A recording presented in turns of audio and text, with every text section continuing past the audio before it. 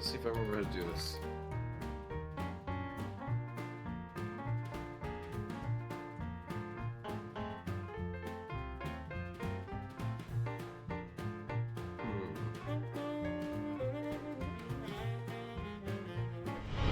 Tales of our endeavors proliferate. Is that how it works? Not fling. Ah, sling. Also, resubscribe. I already did.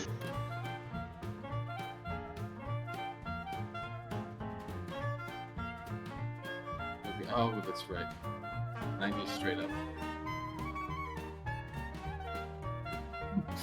Since the last time we played, I discovered a new little toy with it. Oh no.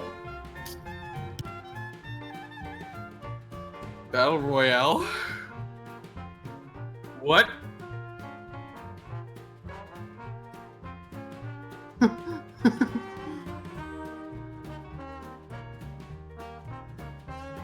Okay, someone quick give me a shotgun. Oh my god, You're a we're actually killing each Pokemon. other. You don't need a shotgun. You Well, are I like the doing shotgun. so well with the magic carp. Never mind. Because it doesn't have stats for it. Get back here. Of course, they No, didn't get Zim. mentioned. Ah! Get the help, get the help, get the help. Ah, What is this? this is Battle Royale. Yes! Get the help!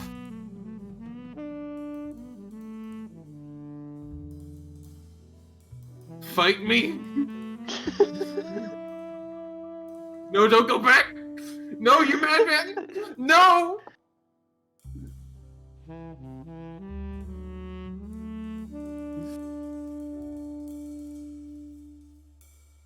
For the dragon.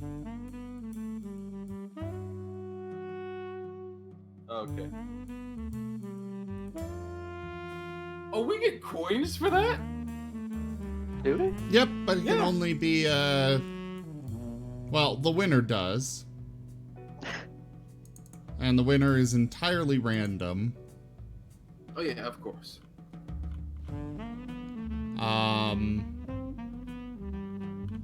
But yeah, you get coins. How many coins you got now, Sid? I have an infinite number. Oh, can I have that 75 because I was runner-up then? No, what? Sure. Well, no, I will give you 35. Okay. I can take this pity.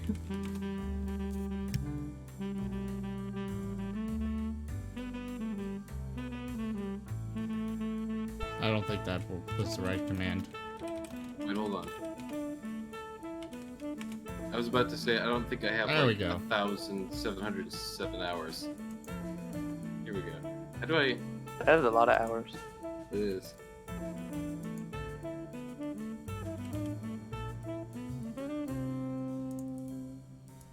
Been here for 13 hours.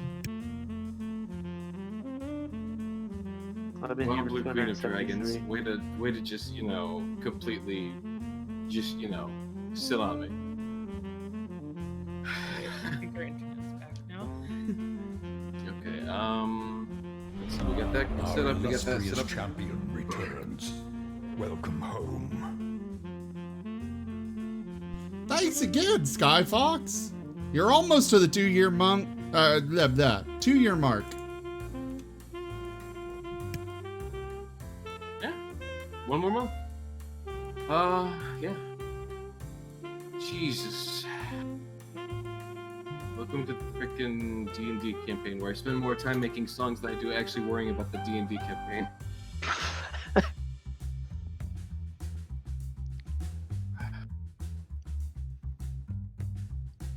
Today I have actually taken a song from someone else's book to try and save some time. Not that I think that that's going to make my quality any better. I am low-key, just, you know, always on edge. Don't worry about it. Take care. Update your icon. Or, thought I did. No, my chicken nut stick.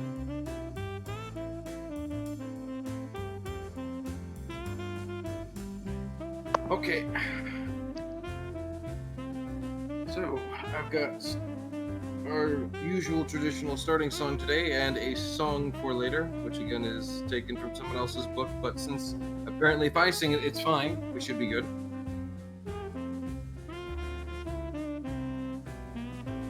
mean, if you got through like an audio analyzer, I imagine you're 25% different from theirs.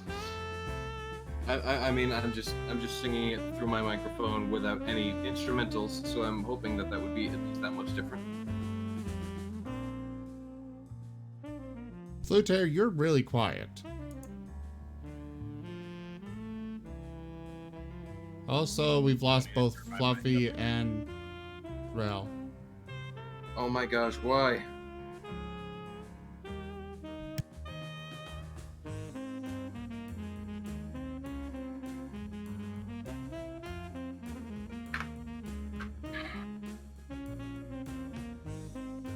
We have disconnect. Okay, so we need. Oh no. No, they didn't pay their internet again.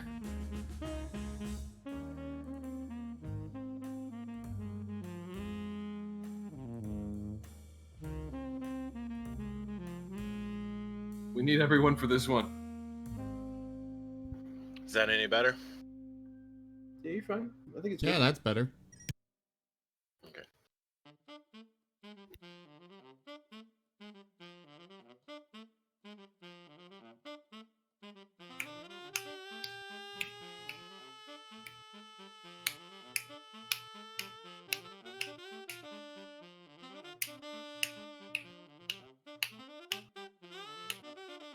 Dude, Okay, enough of that. stop.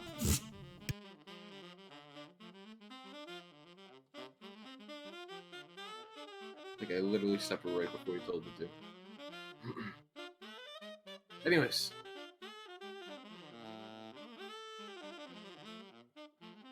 No. It's da da da da da da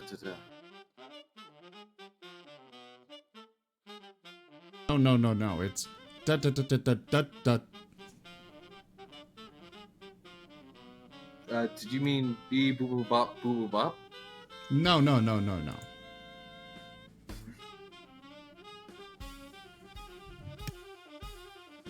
Not bee boo boo beep?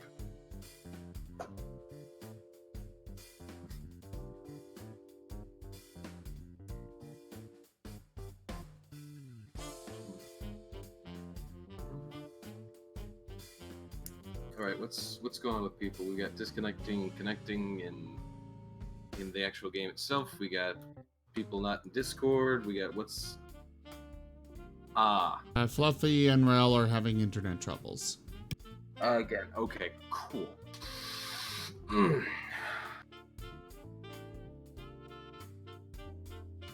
Concerned.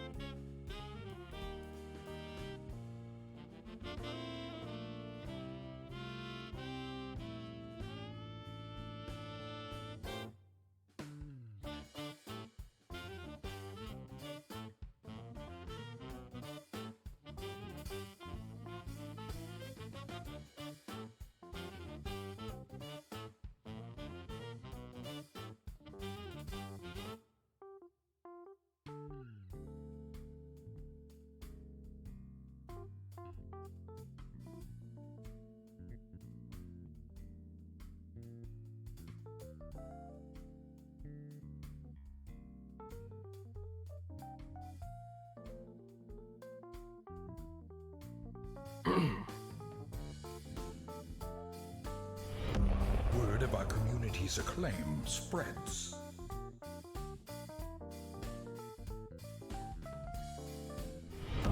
Our illustrious champion returns. Welcome home.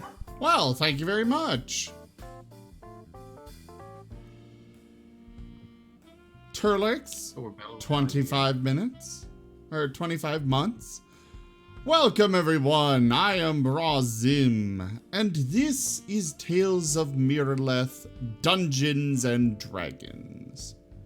Unfortunately, it seems they were working fine, and then we lost 2 of them because their internet cut out. So I may need to postpone things just a touch, but it depends on if they get back or not, how soon we get back into the roll of things. Hopefully they get back soon. Do we have contact with them? yeah, hopefully they do come back. But anyways, for now, we'll turn it over to Gold King and we can go ahead and get started. Right. Well, welcome everybody. I am Gold King. Oh, hey, Sasha Rell's back online at least. That aside though, I am Gold King. I shall be your DM for the evening. And as per usual, if you have been joining us, you would know that our D&D session starts with you. As I am the DM of this world, I invite all of you, the viewers, to join in the world with us. Of course, you can't join us directly with the party, but I will still allow you to exist within the world as your own individual being. One of which, you find yourself moving to a tavern that you happen to frequent. Oh, looks like Chili and Sasharel will be coming back fairly soon. And they're already back in the Discord. Lucky us. Okay, perfect. Regardless, you, the individual watching our stream today. Hold on, I'm sorry. I'm getting the echo of myself talking. I need to turn that down. Very distracting. My apologies. Oh, on the stream. I was like, Yes. I'm not hearing it. No, yeah, it was just the stream where it's just like I say something, then half a second later I say something. But anyways, you, the individual joining us for the stream, find yourself moving to a tavern that you happen to have been frequenting lately. Many people have been going there, some for the first time, some for the 3rd, 4th, maybe even 5th time by now. Frequenting the place for the purpose of seeing a bard of growing renown there that sings stories of heroes from another land. However, this bard once again seems to have disappointed the crowd as his weekly performance seems to have been set aside as he is once again not there. However, another letter, much like last week, has been sent to the tavern itself. With enough folks inquiring about it, the tavern owner has put up the list of notes. A wooden beam in the center of the tavern, stuck there, placed by a dagger, more or less haphazardly. But the tavern owner seems to be fine with it, not seeming to care much about the quality of this beam, probably. As you read over the note reads as follows. I had this written down. Where is it?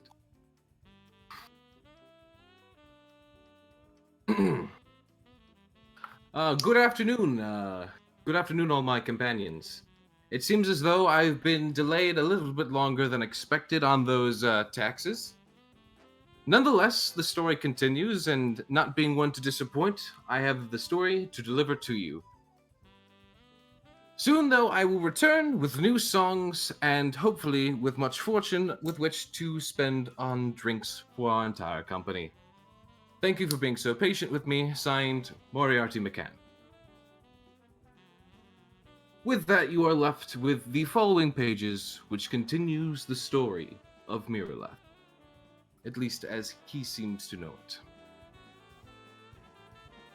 As we return to the party after their previous fight 2 weeks ago, fighting back the forces of darkness as they seem to have blotted out the sun itself, Sidier, the dragonborn paladin, if I recall correctly. Cleric. I keep mixing that up. My apologies. The cleric of the party had called upon Bahamut and, in a miraculous display, became the very avatar Bahamut to throw back the darkness as it threatened to take over the entire realm. Or, at the very least, the isle in which they currently reside. Either way, it was drastic enough that a deity themselves seems to have stepped in. Now, in the following week, large storms had taken over the surrounding area, which seemed to please the farmers, though for the party, they found themselves reined in. The only one who seemed to find any solace with this would be Ristforn, as he himself, being a mage attuned to the aspect of lightning, was very much at peace in the water and lightning that fell from the sky. The only one who likely was less appreciative of that would probably be Zale Nightshadow, as he does have a phobia of lightning and storms. It would be a very rough week for him of simply trying to sleep. Probably. Regardless, as a week passes, a beam of light will, at the end of the week, shine through the clouds, dispersing them, and leaving Sidier on the ground in front of the tavern where they had fought back the legions of darkness. It wouldn't take long before everyone took note of this and welcomed her back in. The bard, of course, still being there, as he likewise could not have left. Hopefully having gotten somewhat acquainted with the party, at least enough that they see him in more of a trusting light. As previously, the entire party did not seem to trust him, though in that 1 week he wouldn't have done anything to break their trust, or lack thereof. Regardless, as Cydia returns, she finds her shield has been corrupted by the forces of darkness, as they seem to have been contained into it, in some fashion of the sense.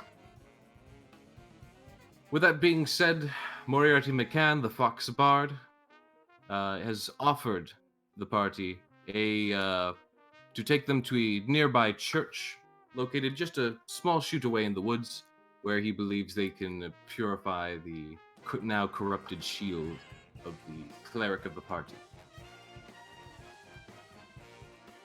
With that being said, the party then awakes the following day, once they're all set and gathered about themselves. Sidier would be left with only vague flashes of memory of the events that had occurred during being an actual avatar Bahamut. But aside from that, the party was returned together and now ready to venture off on their next quest, hopefully to purify the shield. Though with a greater quest in mind, hopefully that they recall, to unite the old bloodline of Miraleth to hopefully push back the darkness using the blood of the ancients, which is believed to be connected to the darkness.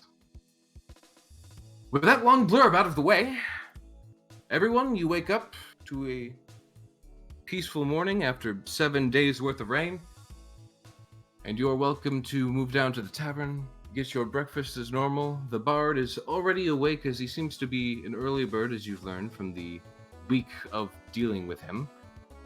And he's already preparing a song, or seems to be trying to. He's having a little bit of difficulty this morning.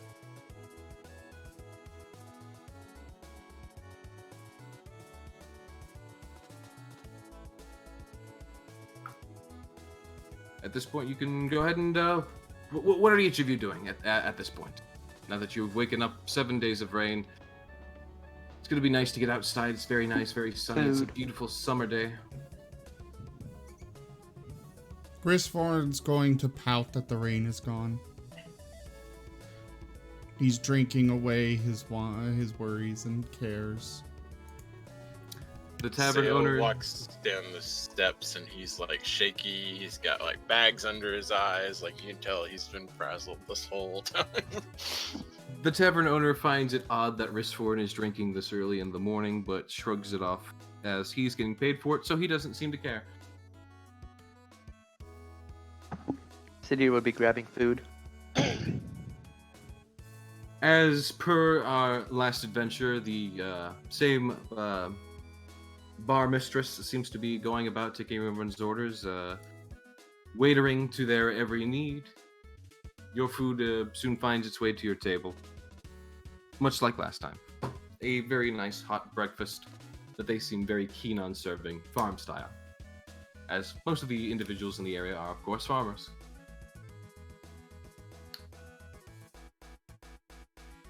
Craig, Graham, and Zyre, what are Craig, you folks doing?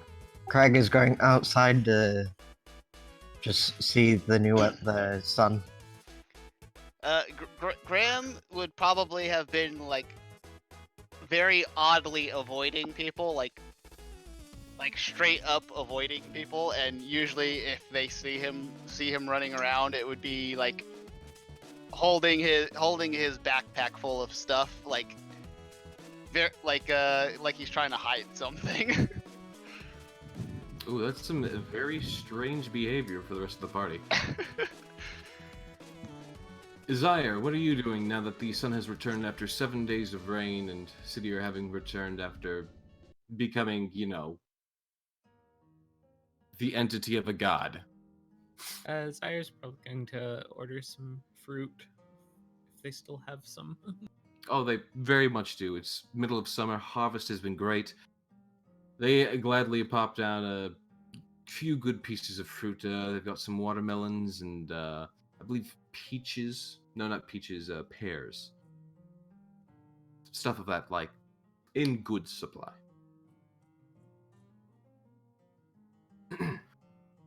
As you all sit down, either drinking away your cares or getting yourself a nice hot breakfast, the bard does seem to pipe up and starts to actually get a song to come to him. It's very odd sight, to be sure, as he seemed to have been struggling at one point to put notes to lyrics, but it seems to sort of click for him all at once. Zim, if you could please cut the ambiance music. Make me.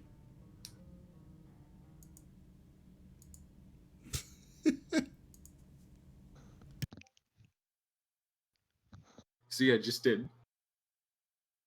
Yeet. Okay. Starts strumming along on the guitar a little bit faster. This song seems to be a little more upbeat. I don't have any actual instrumentals prepared for this yet, but hopefully I will be able to prepare those for next week. But for the meantime, come to me, traveler, sit for a while, finding your comfort in our great isle. I'll sing you a story new to behold. Miraleth's calling, a new song to be told. Wake now, heroes of Venton land, show your spirit and lend a hand. Now that the darkness no longer toils, let us seek the light of day. With blessings above upon our great quest, these trials of party will come to the test. Now that you dwindle, seek not the fortune, it will only lead you astray. And as he finishes belting off those lines as though it's simply clicked with him, he gives a small look of delight and almost surprise within himself, as though he himself did not expect that. And then he glances over to the party and gives a big toothy grin, and simply states, "That one is still being written."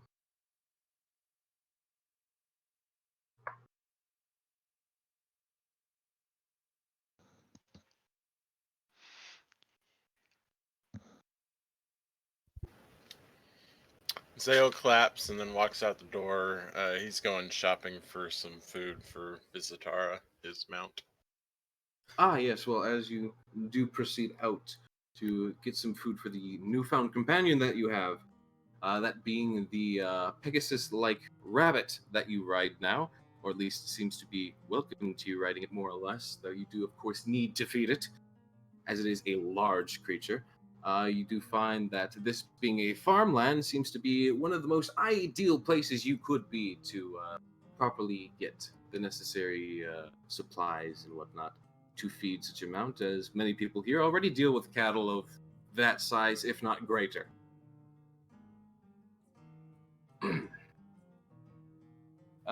Go ahead and pull up for me the. Was there not a ritual you needed to do for your mount, or was there something else required for the mount? Not unless you say I need to do something.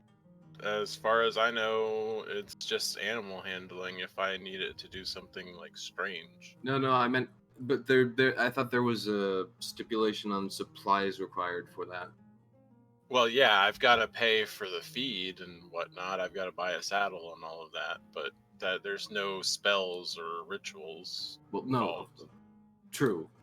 Well then, Like I've already subtracted the 50 copper for the 10 days worth of feed that I'm purchasing. okay. Because feed is 5 copper a day. I bought 10 days worth. I've already subtracted it. I've already added it. Okay, and you've, I assume, all likewise reduced the cost of a saddle. Yes, no. What? You need a saddle. Did you buy a saddle? Is that in your inventory? Did you account for that? Technically, I don't have to buy a saddle. I can ride bareback, but the problem is the saddle gives me bonuses for like staying on the mount. So the stipulation was if I get this mount at this time, I still have to pay all the fees, no matter how much it costs and stuff. Yes. Are you not planning on buying a saddle though? If you aren't, Not that's at your this choice. time. But okay. All right then. Then you have purchased enough food to feed your mount for a good 10 days. Good on ya. As everyone's going around eating their food, you do of course take note that it seems that both the gnome from yesterday seems to have taken off at some point. It's honestly hard to tell when through the 7 days, as they were more or less a blur of rain and simply dreary bad times. Hey, I have a question. Yes. Did any of the villagers we didn't murder and saved from possession give us anything? Yes, actually. You know what?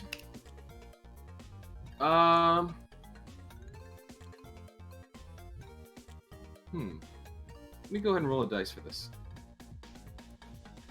See how rich they are. Oh, wow. Okay. Okay, so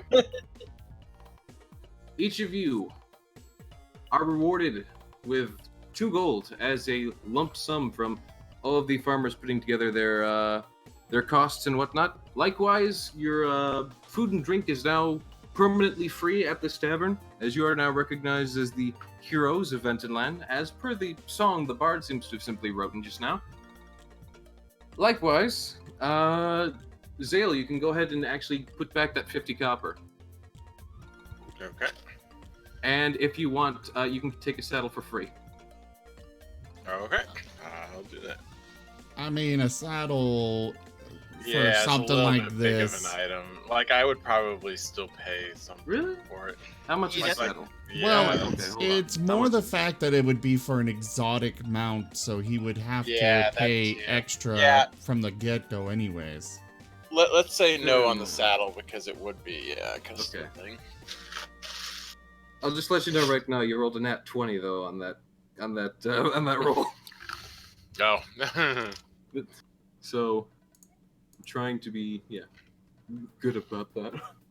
I'll Well, say it doesn't mean that it has to be free, just he at Fair enough. least can convince somebody to actually do it. Okay, that's fair enough. Let me see how much a normal saddle is anyway. Yeah, that's I'm sure it's what not I'm even out of trying to find. Hang on. Mounts and vehicles, saddles. Saddle Regular of riding gold. saddle is about 10 GP. Okay. There is also But, a saddle of the Cavalier. Where is I don't- that? That's in D&D Dungeon Master's Guide. That's a magic item. Oh, it's a That's a magic magic item. item. Okay. Now for the standard for making something for a mount is okay, whoever's eating, you need to mute yourself. Yeah, that's not. Yeah. The standard for getting something for a mount is 1.5 times the cost. Like if you want to get armor for the thing, to turn it to just, you know, like scale mail or something, turn it into barding, that just makes the price 1.5 times. Wow, you're really undercutting it compared to the 5e book. Because it says the cost is 4 times whatever it is. Ooh. Okay. Is it? Yeah, it says barding cost times 4. Oh, weight wait, I'm times 2. Yeah, I'm thinking of something else that's 1.5. You're right. The 1.5 is for a flying somebody with wings. Generally, their armor costs 1.5 times to accommodate the wings. But yeah, it would be 4 times. Sorry. So does this mean that this would be 4.5 times because the mount has wings? I'd probably say it's 6 times because it's 1.5 the original price. So if it's 4 times already, it would be half again on that. So it would be like 6 times to buy armor or whatever. I mean, it depends on which order you put the multipliers in on, or if you just add the multipliers together at the base rather than, you know, having a multiplier multiply a multiplier. We can figure it out to make it fair. Okay, but I we'll think just say 5 that times. almost not. I think that's Okay. fair. Fair enough. That's only Our 0.5 times more than community 4.5, so I can do grows. that. Anyways, that aside, you do find the people here very graceful, especially the ones who, you know, you saved a member of their families. And, you know, you are somewhat exalted amidst the party. I mean, all of you are. Cityr seems to get a slight bit of strange looks, but still, nonetheless, people are thankful. As, you know, it is somewhat weird that she kind of just, you know, did that thing where, you know, she was glowing and shot off. No one's gonna complain about someone stopping the apocalypse. Yeah, no one's gonna. Yeah, it's just people are just concerned. It's like, you know, if, you know, the actual, like, you know, Elder Scrolls Dragonborn walked up and you're like, oh, hello, you're very powerful and dangerous. I'm not sure how I feel about you being here. Are you friendly? But yeah,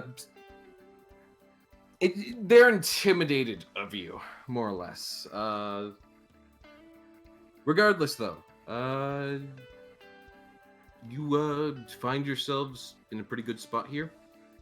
Though, as per usual, the story must go on. And so, you find yourselves at the more or less crossroads to make the choice of to purify Cityr's shield, as per the bard, who can show you the way to a nearby church. Says it shouldn't take more than a few hours of walking.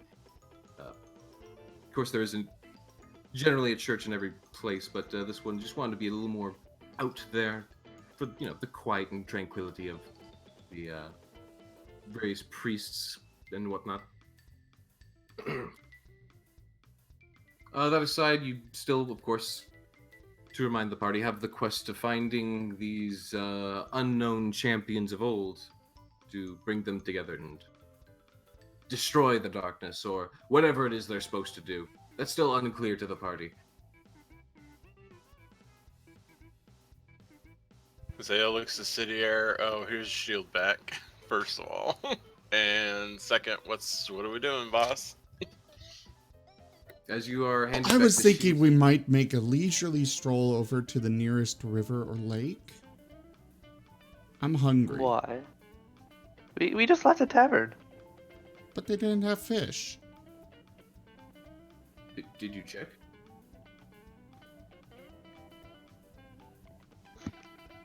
They didn't have You still fresh have your fish. crazy specific order of. I'm sure there's gonna be a river near the church if it's that out of the way.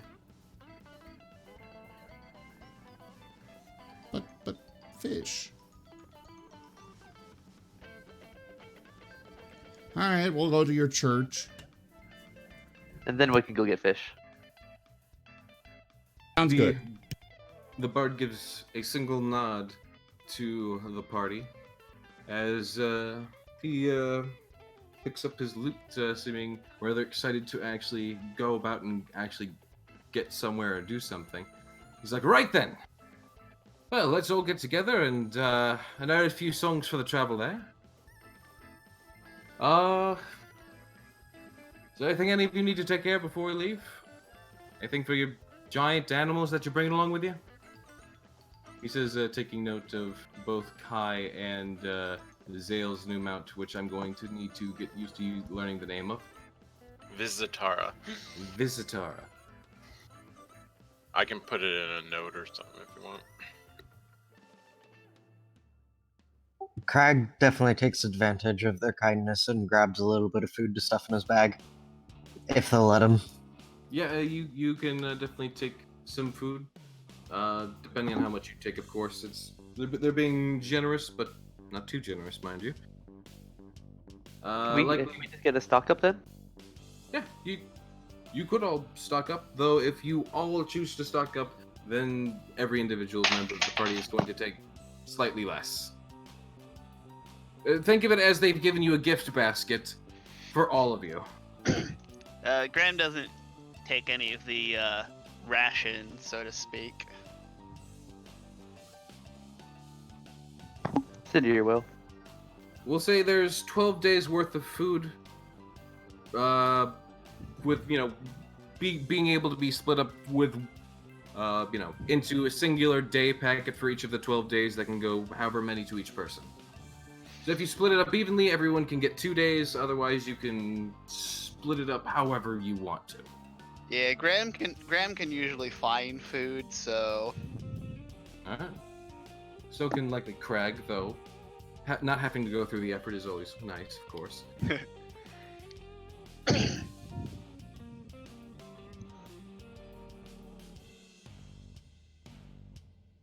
Crag will just take 2. Alright, Crag takes 2. At least 10. Graham takes 0. Pardon? Zyre will also take 2. Desire takes 2. Cityr takes 2. There are 8 remaining. Wristform will take 4. Okay, that leaves 4 for Zale. Okay. Since we Yeah, I'll had an take it. uneven number there. Right. I mean, it was still an even number. Because we had 0 to Graham, 2 to 4, 4. Yeah, we're good. So as you all take up your food and prepare to head out, the Foxbard, of course, seems to not be so interested in it. He seems to be, intent with getting free meals and drinks as he does off of his musical prowess alone.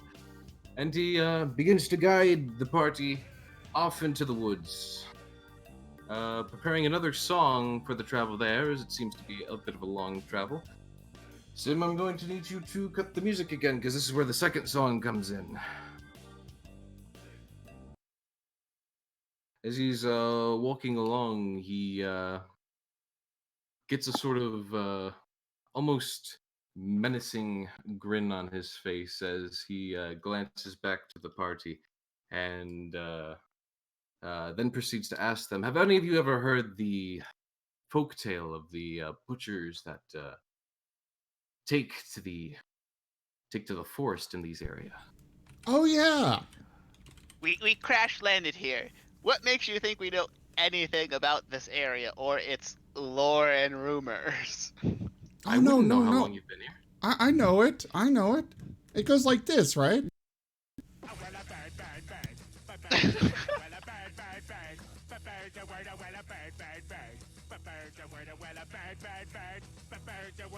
Don't you know about the bird? Well, Peter's gonna tell you about the bird. Well, a bird. Well, bird certainly is a word, and I don't know who. You're wrong. Well, then I've got no idea. Pardon? Then I've got no idea. Okay. Well, perfectly fine. As you said, you're new here. I keep forgetting. you're not from around here. Most of the folks not from around here, yet most of them are. It's very peculiar and confusing at some points. Regardless, allow me to treat you of the Shank Hill Butchers. He starts to slowly strum upon the lute that he carries along with him as he steps along, slowly swaying from side to side. The Shankill Butchers ride tonight. You better shut your windows tight. They're sharpening their cleavers and their knives, taking all their whiskey by the pint. He knows if you don't mind your mother's words, a wicked wind will blow ribbons from your curls. Everybody moan, everybody shake. She's gonna catch you away. Ooh, ooh, ooh, ooh, ooh. To be just like me and you. They used to be sweet little boys, went horribly askew. Killing is their only source of joy. Everybody knows. Don't mind your mother's words, a wicked wind will blow ribbons from your curls. Everybody moan, everybody shake. The Shankill Butchers wanna catch you awake. Ooh, ooh, ooh, ooh. The Shankill Butchers on the rise. They're waiting till the dead of the night, looking at their fingers with their knives and wiping off their cleavers on their thighs. 'Cause everybody knows if you don't mean your mother's words, a wicked wind will blow ribbons from your curls. Everybody moan, shake.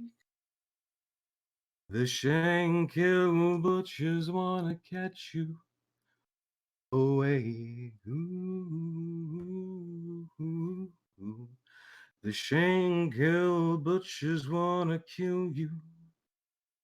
The Shankill Butchers wanna cut you. The Shankill Butchers wanna catch you away. Ooh, away. Ooh, away. Ooh, away.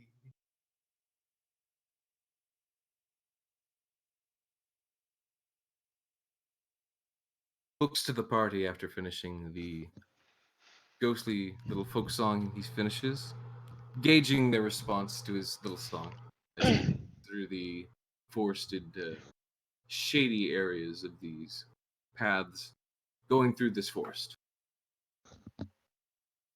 Crag decides now is a good time to be perceptive to his surroundings. Agreed. And something about the song kind of makes Graham's eye twitch, and he reaches into his backpack and chucks something at what's his face, the bard's face. Having a brain fart on his name. Okay, go ahead and roll for that. Moriarty. Moriarty. It's Moriarty McCann. Okay, well, Alright, let's see. What do I roll? It's like straight dex, I guess. basically, without knowing what it is, For a throw, yeah, Dex. He's chucking Snowy at Moriarty. yeah, go ahead and straight dex that. Moriarty will make. Let's see. Yeah, that doesn't even hit his AC, so he just kind of like leans as Snowy just kind of flies past his face with a little. Well, Snowy would also be kind of invisible at this moment, so I don't know if that affects anything. Wait, Snowy's invisible? Yes. Okay, but okay. I'll still say though, since you didn't even hit his AC, he just more or less reacted to you looking like you're going to throw something, and he just kind of like reacted like what? And in doing so, he did inadvertently dodge, to his eyes, nothing passing by his head. But Snowy is now flies about 10 feet behind him. And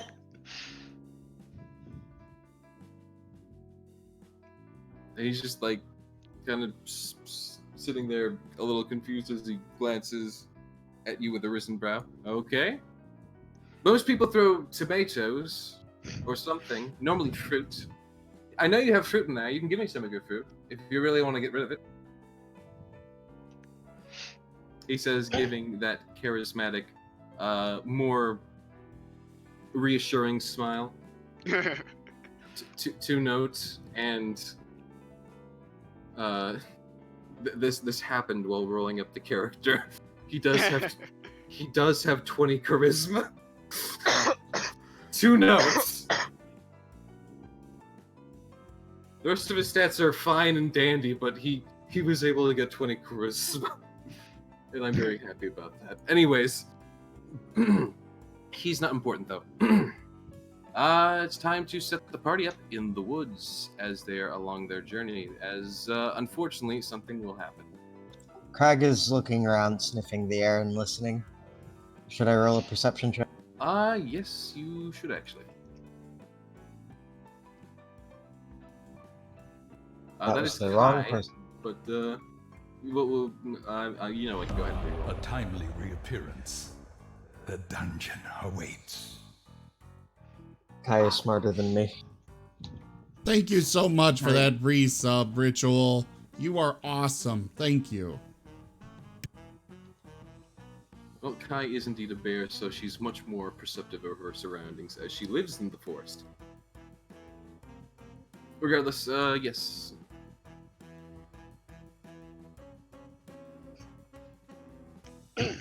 Graham will kind of hang back and pick up the invisible thing and stuff it back into his backpack.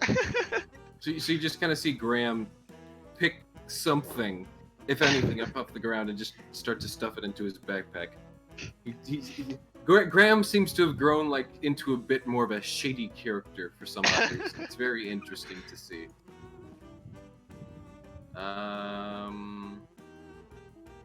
And this is not setting up. Why? Hold on.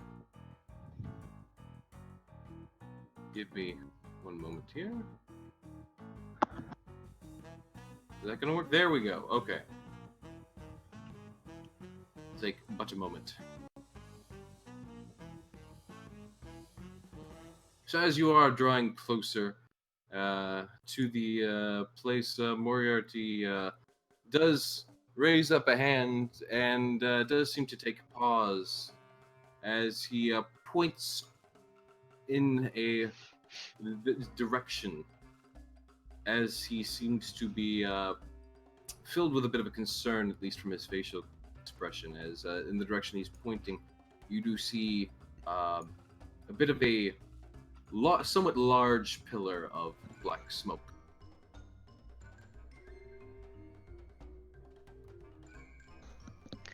I would like to roll to see if I hear any kind of sound, like voices or sounds.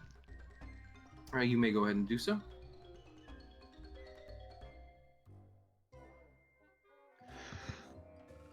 Oh, nice. Let's see. You hear something very distant. It does sound like movement, and you think you hear a singular echo of a cackle at some.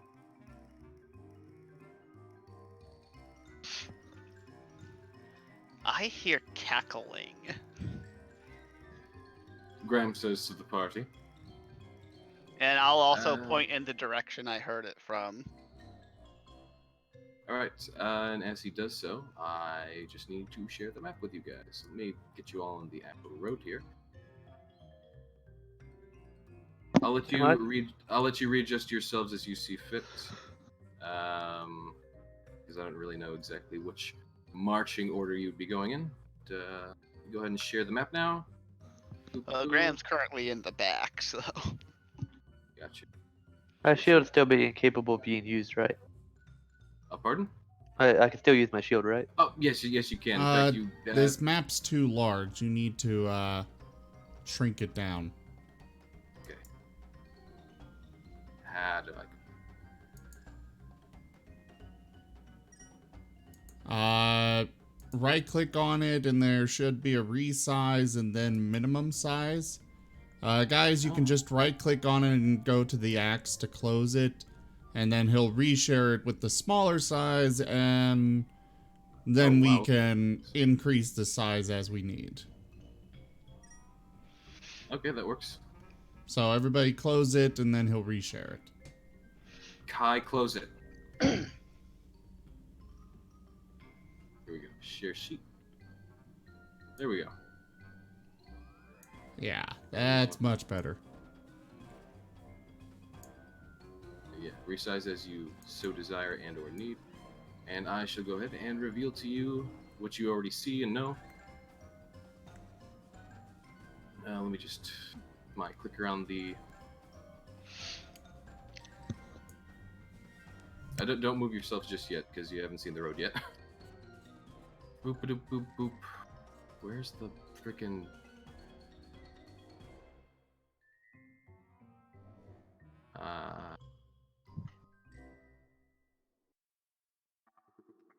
Oh, there we are. Layers.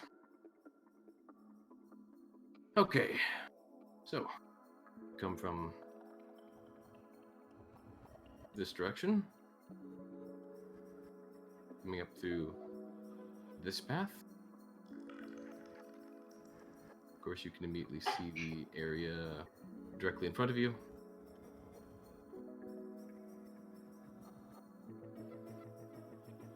There is actually a free-form revealing tool where you just draw a circle, or well, any shape you want really, but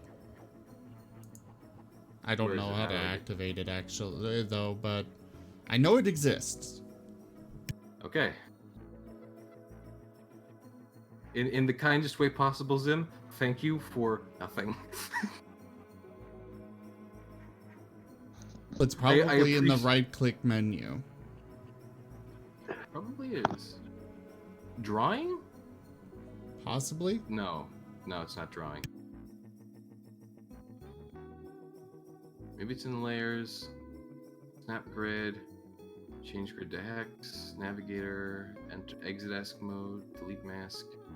Disable links. Grid off. But whatever. This works for now.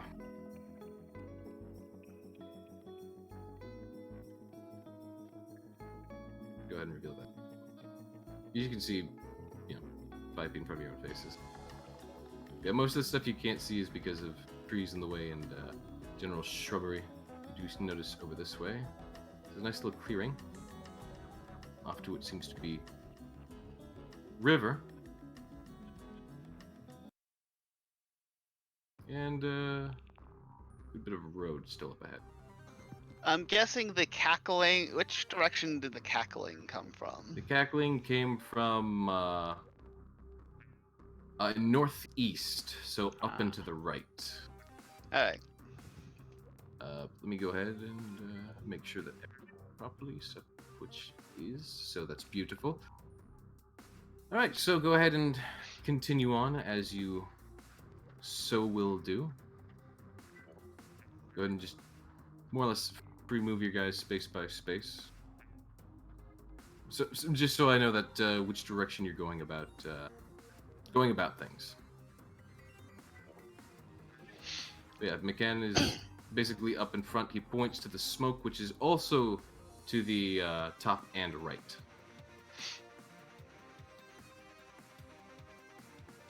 I'll give everyone a chance to move their tokens before I initiate the next quote-unquote round.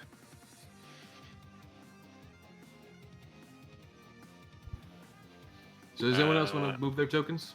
I guess I'm guarding the rear. Are we up at the crossroads? You're right wherever you place yourself. I see river.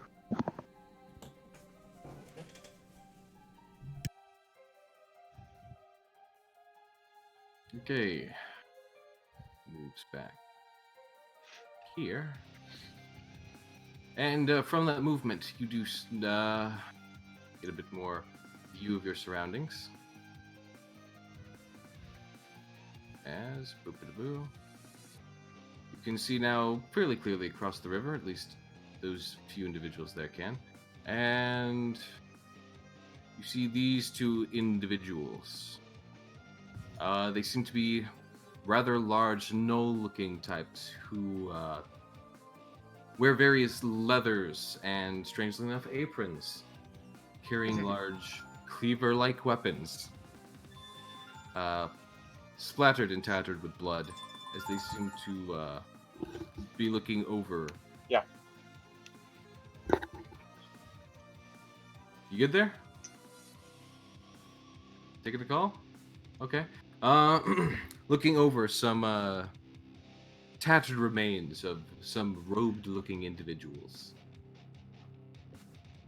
There's also a little clearing right up here. Some down trees, but otherwise just more fiddly boop. More trees in the way and whatnot.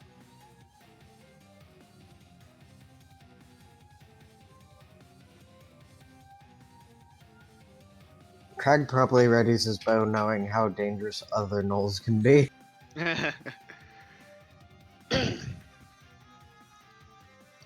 If the party is trying to be stealthy, there's going to need to be made some sneak checks here.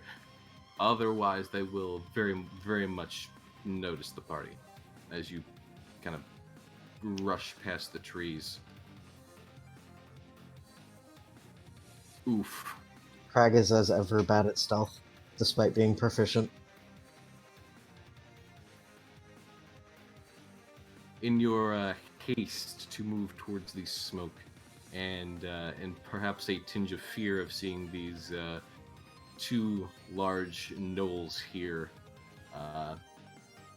you seem to be less concerned about stealth and more concerned of being ready to fight. As a result, no one else really needs to be able to, make the roll as. Sorry, Craig, you ruined it for everyone. I'm kidding, but kind of, sort of, not really. The two gnolls do seem to take interest in the party now that they have made their presence known. So this is the part where we roll initiative.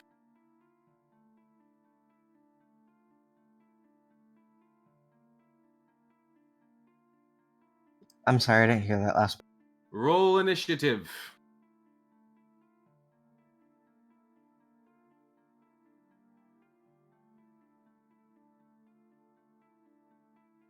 Oh dang. Well, Craig, while you're not stealthy, you sure as heck are quick on the draw. For the record, even though it wouldn't help you here, you actually get advantage on your initiative rolls, Crag. Oh, I do? Yeah. It's one of your class things. Is it? Hold on. Should I re-roll then? I mean... No, because you literally can't get any better than that, but that's for future reference. 21, let's hope for a 21. What? Oh, you're giving Kai her initiative. Okay. was about to say. Ba-ba-da-ba.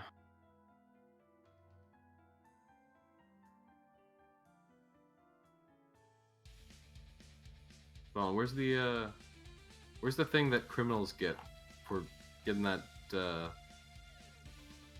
It's class, not background. Oh, class. I'm a dummy. Ranger. Okay. I'll look at it.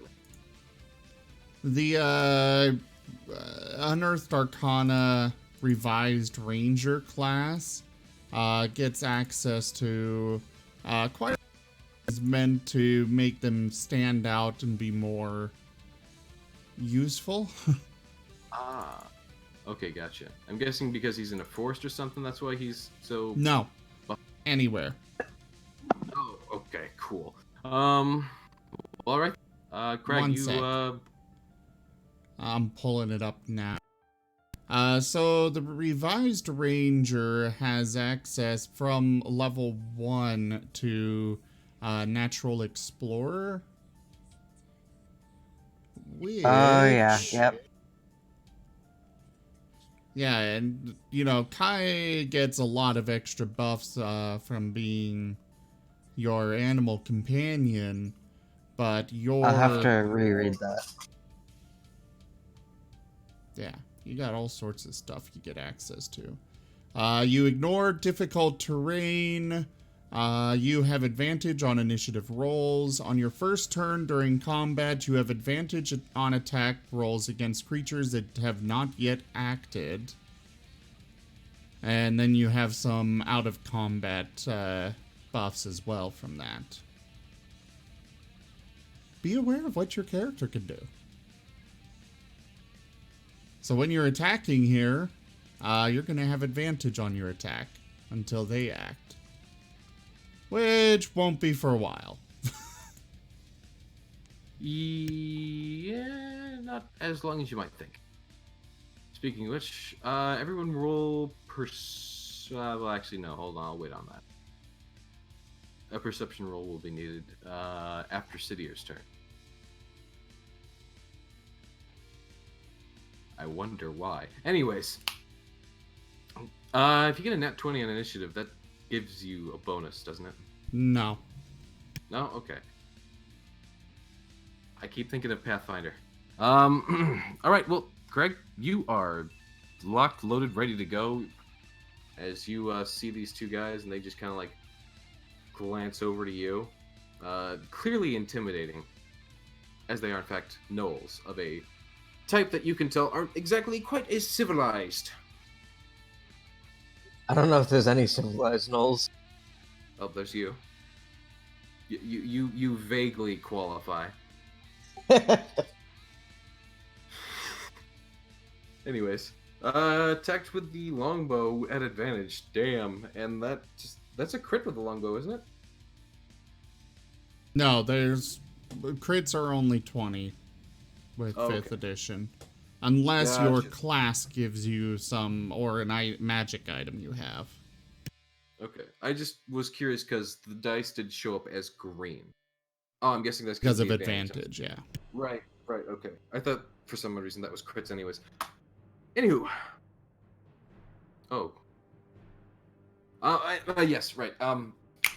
So, okay, you take a shot. Would have been nice if you would have dragged it onto the one in question. Which one are you shooting? Butcher 10. Butcher number 10. Which is the closer of the two, of course. Go ahead and roll damage. It does in fact hit him as he staggers back from the blow. Oh. 10 why do you get a +5? Okay. Wow, okay. You know what? Not gonna question it. That's good damage. As he is taken off guard, letting out a low growl of a roar as your arrow finds its mark deep into his right mid-arm, right in the bicep. He almost drops his cleaver, but seems to clench it just a bit tighter in his sudden anger and pain. We're not on Riskforn. Zale, it is your turn. from the back. On your little mount, I assume. I assume you're on the mount.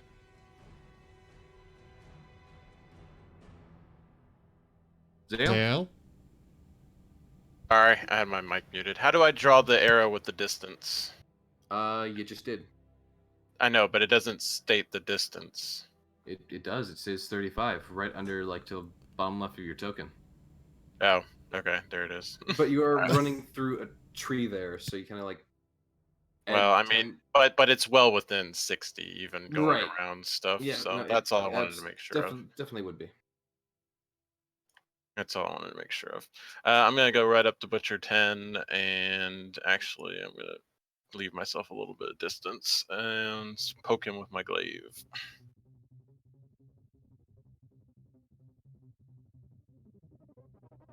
Give us that attack roll. Yeah, working on it. All right. As you use that distance with your glaive and take that attack from your mount, you easily get a good clean hit in on him. Go ahead and roll me that damage.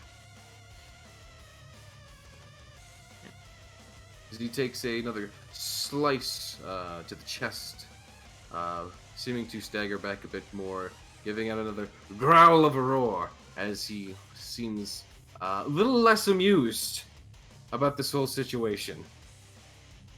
Okay, I'm also hitting him with the unwavering mark with that attack. All right. What that means is if he's within 5 feet of me and attacks somebody else, he gets disadvantage. And if he hits with that and he's still within 5 feet of me, I get an extra attack on my next turn on him. Good to know. All right. Is that the end of your turn? Yeah, that's it. All right, Graham. It is now your turn. Alrighty, right.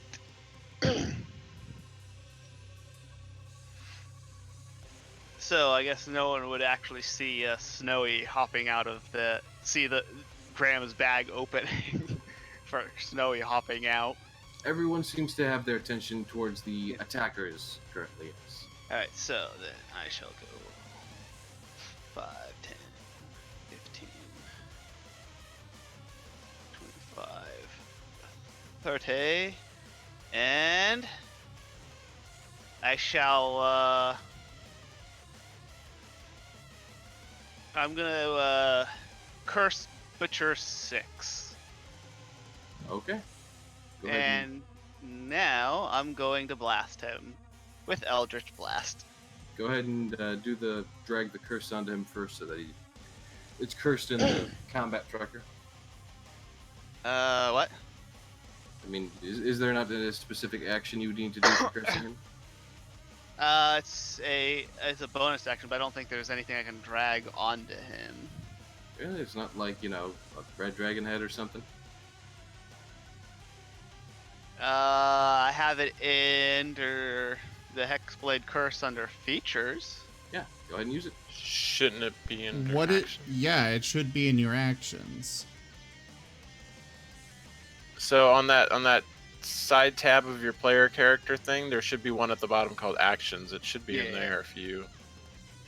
Alright. I'll have to add that in then.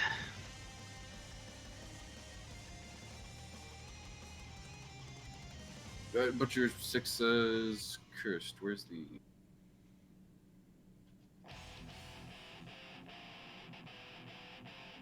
There we go. You can just, can I type? Hello? There we go. No. There we go. Yeah, no, he's now noted as cursed. Alright. I did it. I did the thing. Alright, so then I get a +2 to my attacks. And then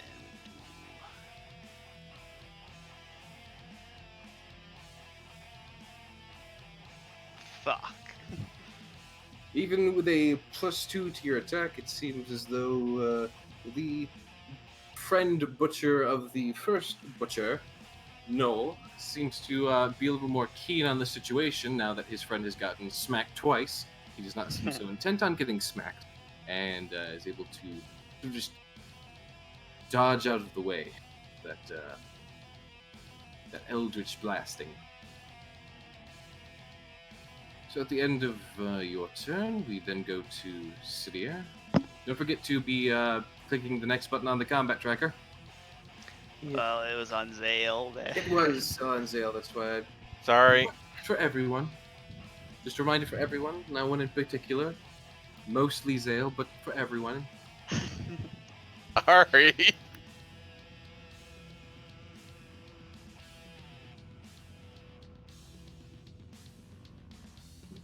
I want to smack him over the head. Poorly. Yes, well, as you do run up to him and try to smack him, he likewise seems to be more keen on as to what is going on as he crouches down and sort of like his face almost gets a bit closer to yours. You can smell his disgusting breath as he gives a low growl at your face, very unamused.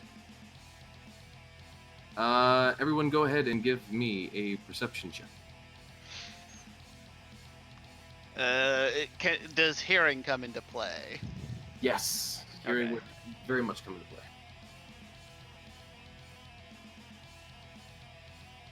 Oof.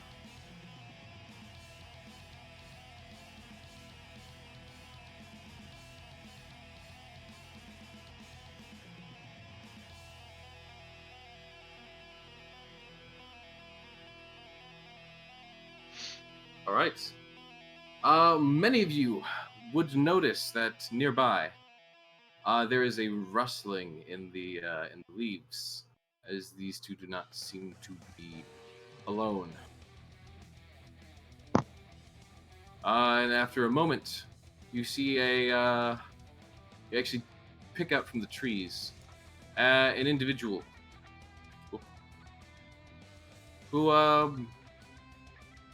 at the sort of like at the last moment, as you're starting to hear sort of vague roaring from them, as their voice strangely deepens and grows a lot more intimidating than you would expect from someone who looks to be more of a rat folk.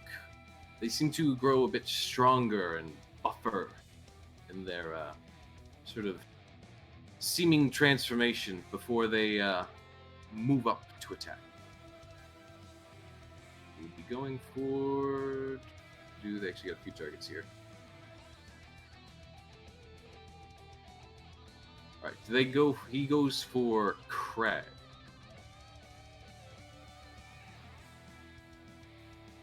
Boop-a-doo. He's gonna go ahead and... Where'd I put the combat tracker?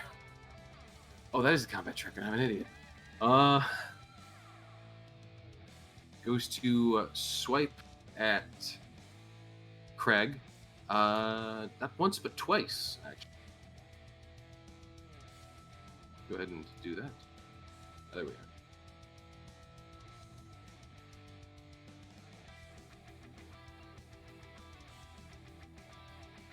Oh.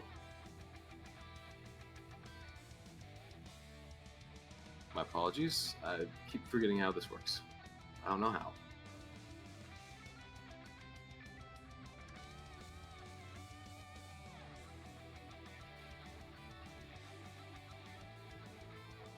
Oof. And Greg, is this individual just comes at you from out of the woods in a blatant flurry of blows? Both of his attacks in this little furry seem to both hit you. You are more than likely not expecting a third individual to come just barreling from the woods after going through some sort of odd transformation, leaving you just a bit dazed and wounded. Luckily, you have Kai there, who should be able to help you. Speaking of which, I'm going to go ahead and move Kai to the side, because Kai is technically a large creature and should be taking up 4 tiles, but I have no idea how to make the token large.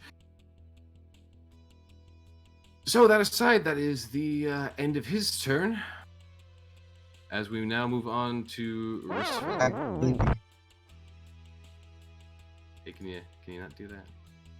How do you? Okay. Well, now it's stuck like that. You hold control and There we zoom go. in or around. Rizforn is going to, well, seeing this newcomer, he's going to move over here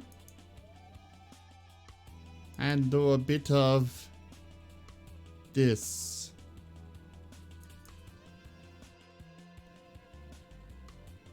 And zap! Oh. Oof. This guy seems to be actually much more agile than the other two. Strangely enough, is he just really like leans back, all sort of like weirdly like Matrix style. Well, I tried. Yeah. I've lost connection to the app, so I'm gonna come back. Ah, yes, Mr. Robot Man. Domo arigato. Yeah, you broke up real bad there.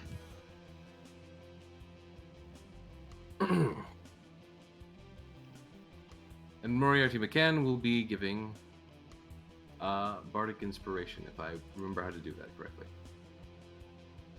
I do not.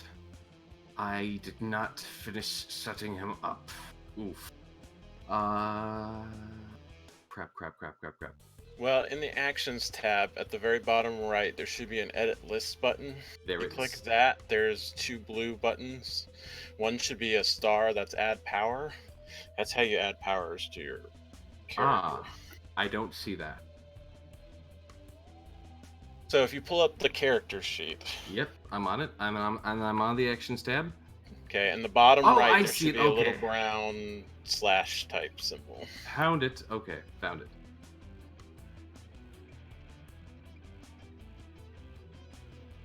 Okay, this should only take a second. And then that's how you add the power, and then I guess you drag the power onto whoever it is you're hitting.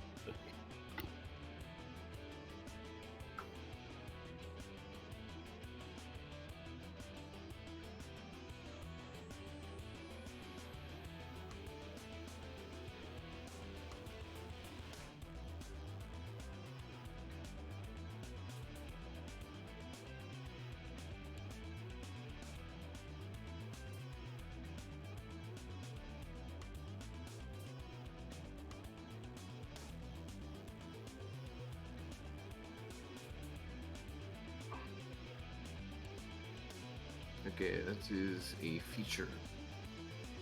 That feature though. Thank you for explaining. Oh, here we go. Bardic Inspiration.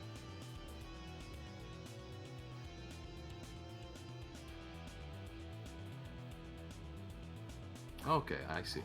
That explains things a lot better than I had thought. Alright, so that takes care of that.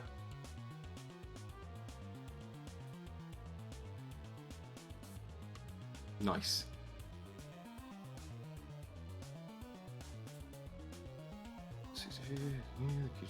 Okay.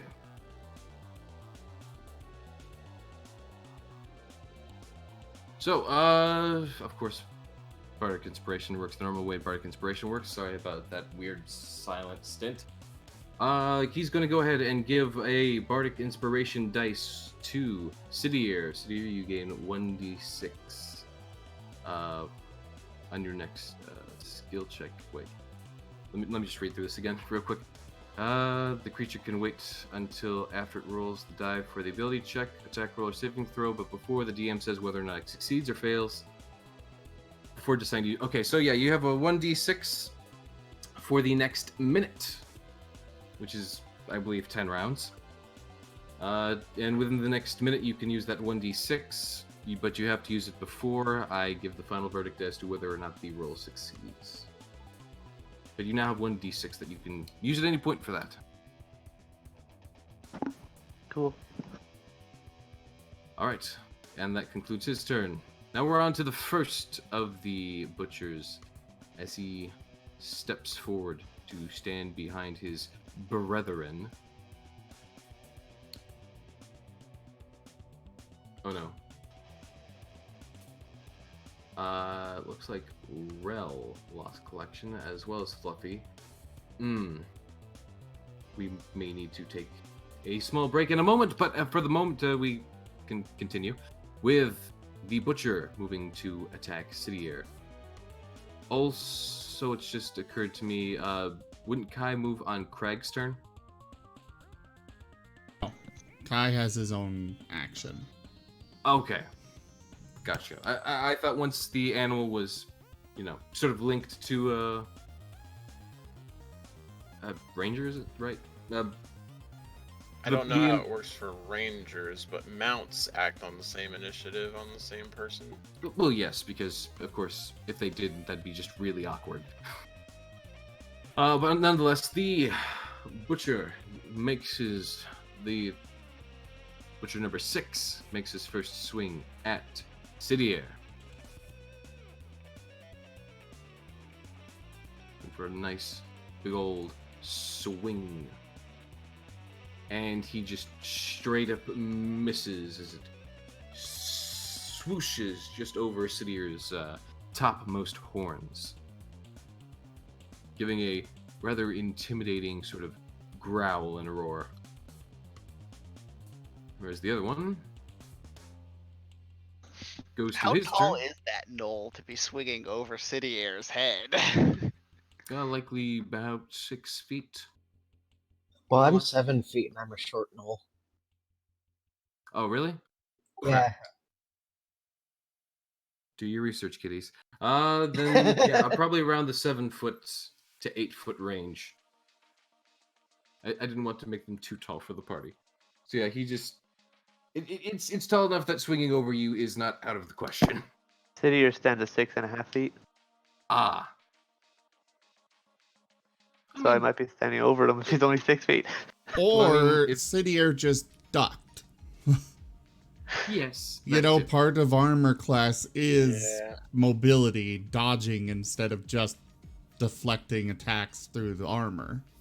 I mean, I didn't even say it deflected. I said just straight up missed over her horns. Like I got nice horns. He swung that bad. Anyways, the other Butcher who's taken a bit more damage, he actually goes to pull out a few daggers from a belt that's, slung over his chest as you do, and he actually goes to fling 2 of these daggers at Zao.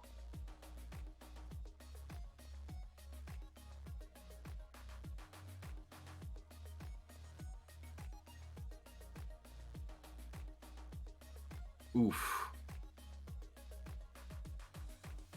Okay, well, one of them misses, but one of them seems to have hit very, very deeply. Zim, I'm gonna need a critical card. For the monster? Yes. The monster did roll a critical attack. What kind of damage? This would be piercing. With a butcher's knife? No, it's a throwing knife. This is a throwing knife. Yeah, he pulled out 2 throwing knives and threw them. Feeling faint. You have disadvantage on strength, dexterity, and constitution-based rolls for 1d8 rounds. Additionally, you must make a constitution saving throw at the beginning of each of your turns. On a failed save, you fall prone. What's the DC to save? I'll let them know after they roll. Okay, fair enough. I tend to keep that private so they know. Right. Because bardic inspiration and stuff makes it hard to tell them when they can just be like, oh, okay, so I rolled less than that.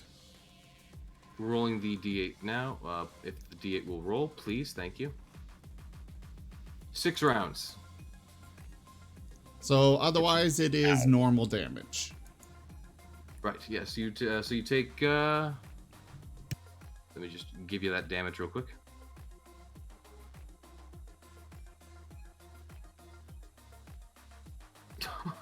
And of course he rolls max damage too, but you only take 7 damage from that. Alright. But yes, would you make the Constitution saving throw right now or just on his turn? His turn, the beginning. Okay, beginning of his turn. Gotcha. Well, in the meantime, then, we go to Kai, the big old bear, who is not too happy about Craig getting slapped around by a ratty boy.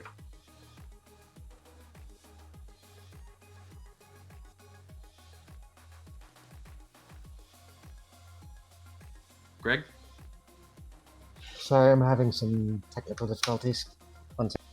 Okay, we can take a moment. As I stated before, it seems that Craig and Sasharil are both having some minor internet problems.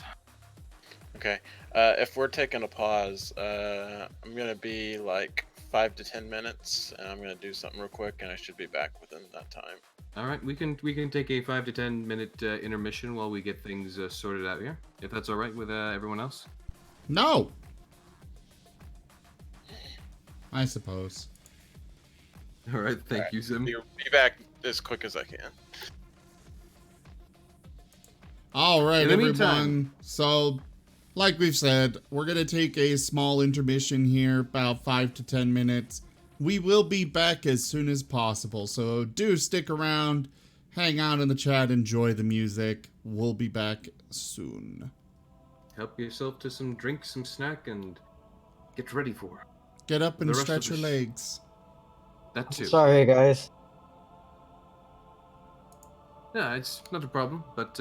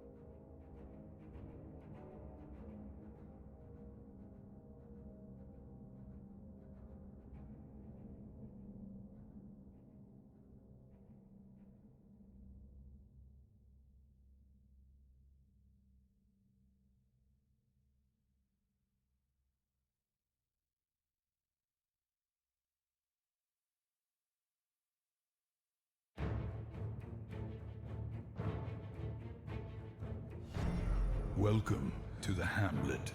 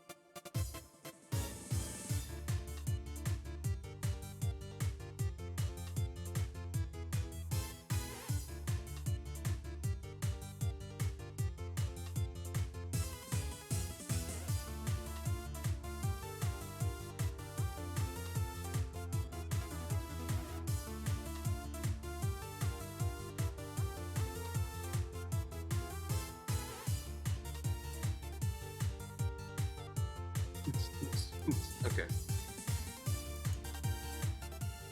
All right, hello everyone. We are back. Thank you for your patience. This is Tales of Miraleth Dungeons and Dragons. Let us continue. Alright, so as we left off, it was Kai's turn to do something, and it looks like Kai is attacking per Craig's orders. Craig now having the ability to control Kai as his animal companion, now that he is now a level 3 ranger. Yes. Okay, thank you. And as Kai takes a swing, she just so barely manages to hit the little quick boy in front of Kai as he staggers back from her meaty blow. Go ahead and give me damage.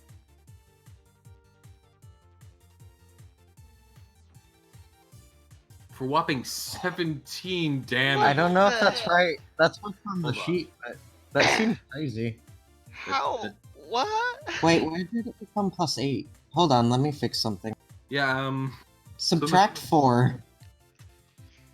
Correct 4. That's a lot more. That's still too reasonable. much. Yeah, where I have did- no idea what's going on. Let me take a look at Kai's sheet. No, real quick. that is correct. Really? Yes.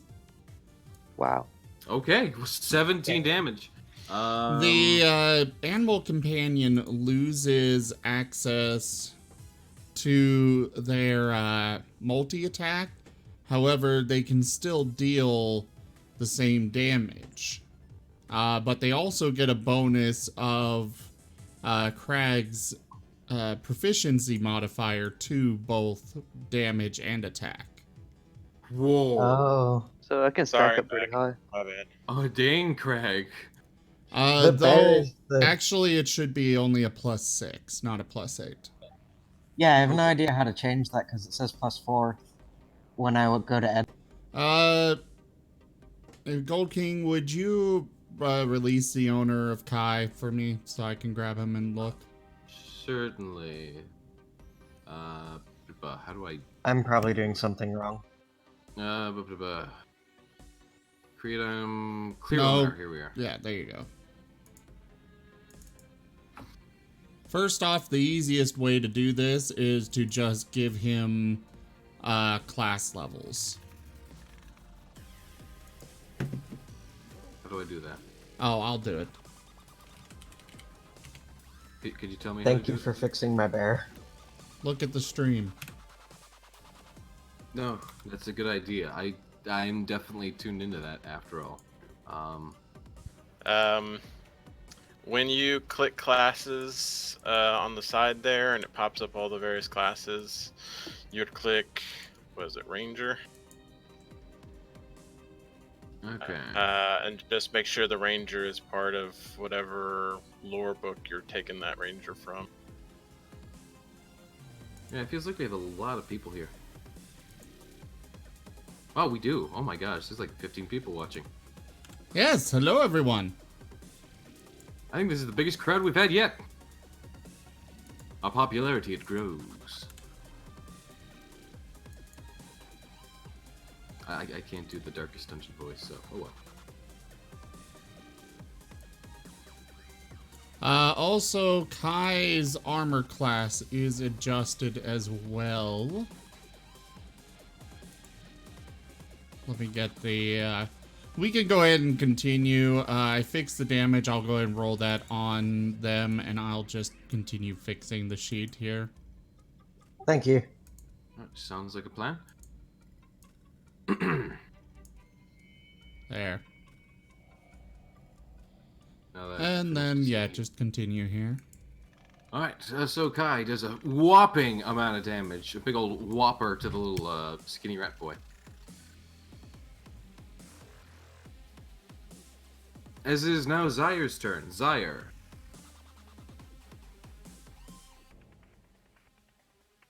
Zaire? Technical difficulty. 1 second. Oh. No! Why? Alright, I'm back. Oh, hello. Welcome back. This is Zaire? Yeah. Okay, Zaire, welcome back. Please do the thing. Whatever thing it is you're going to do, do the thing. Alright, It is your turn now. And I'm going to give Crag some healing. Wow. Craig, Zaire gently pats your back and you feel a little better, emotionally more than anything.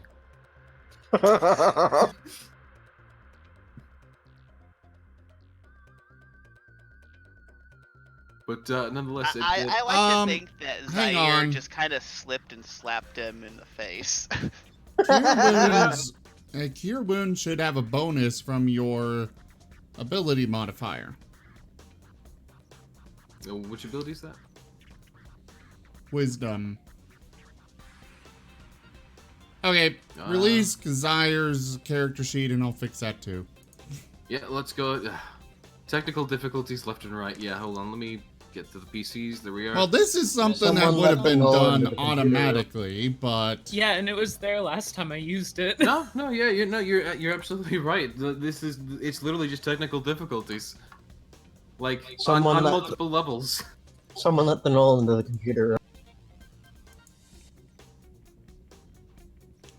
oh, What's the issue?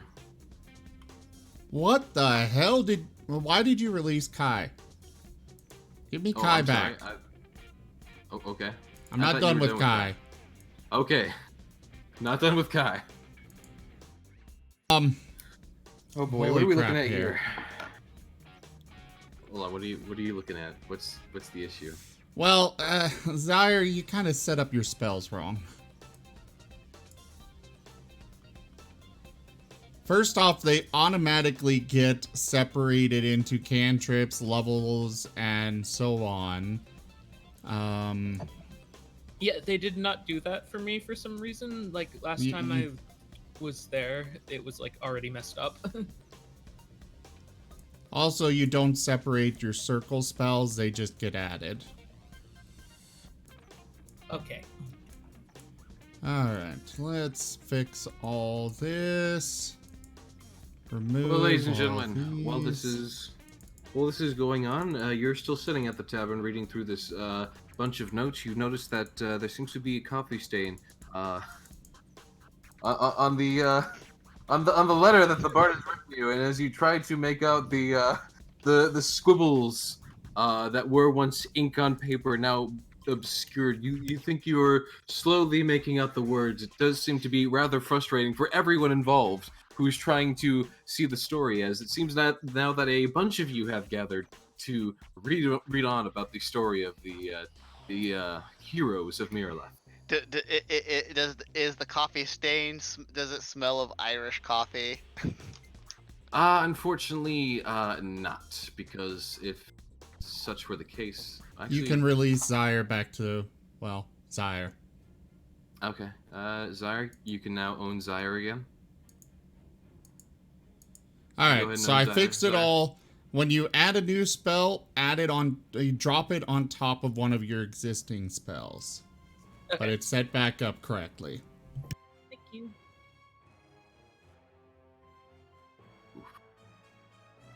Not what I wanted to do.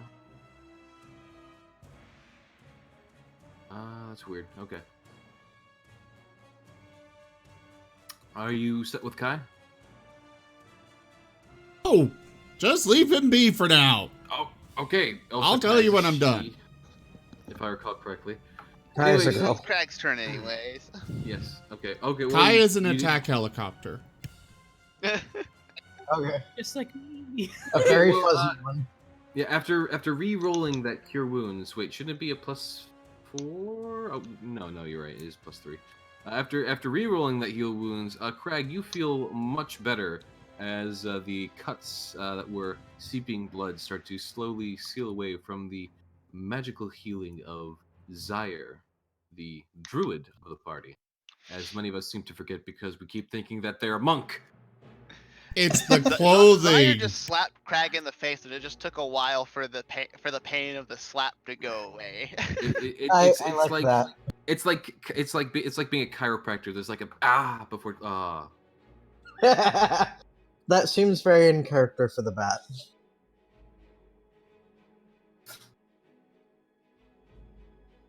a slight pinch, but no, it is Crag's turn now. I'm After- going to trust my bear with the rat and line up my bow with the other knoll.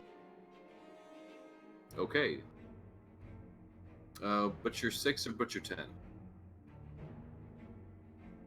First, I'm going to move. Gotcha. And that provokes why an is- attack of opportunity. Why is Oh, does it? Okay. Yep. Why is there? I will. Get rid of this. Go away. So yeah, Rat Boy gets an attack of opportunity on Crag. Oh, so he does. Okay. Let me go ahead and I'm just gonna click on him real quick so that I can get his attack. Whoop! Didn't mean to do that.